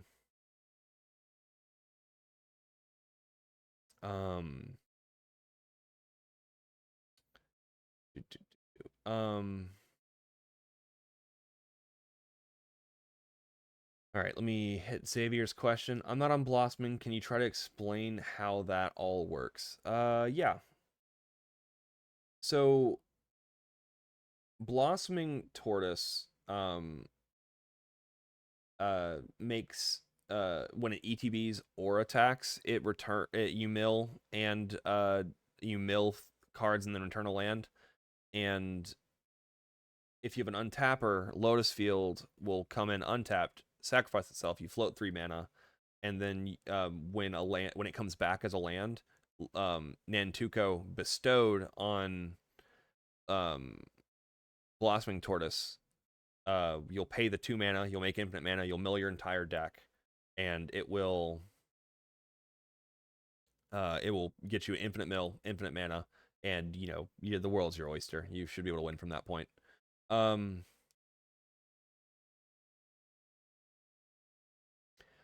in CDH Lumra, how do you deal with a table full of turbo decks?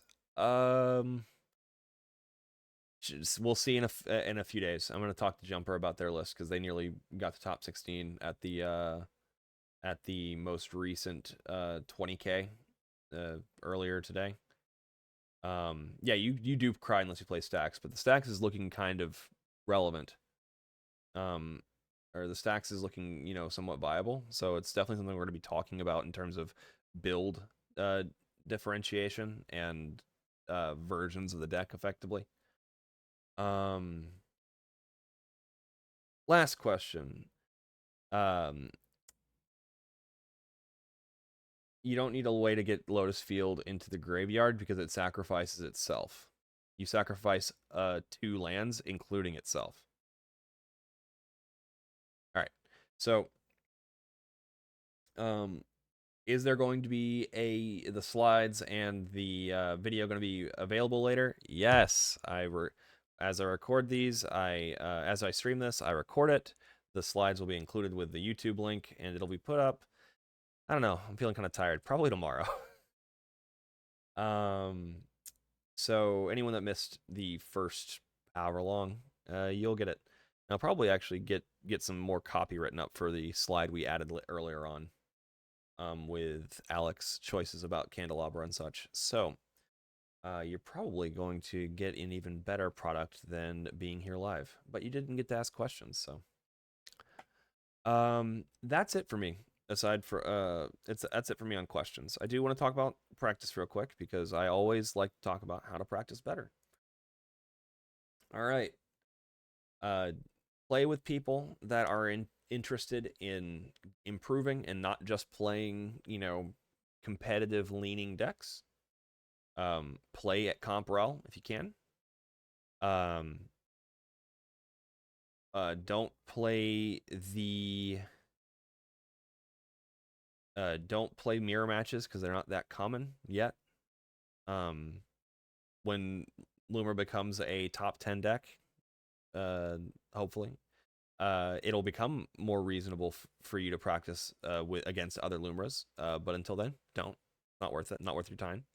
One Lumra, two meta decks, one Fringe / Wildcard deck. That's the way you should. That's the way you should practice. Um, only do take backs as they are relevant politically. Like if someone offers to take back an action for political reasons, sure. Mistakes, let them ride. Mistakes are how you learn how to not make mistakes. The pain of failure is the pathway to success. So don't give yourself little outs to misplace. Live with them.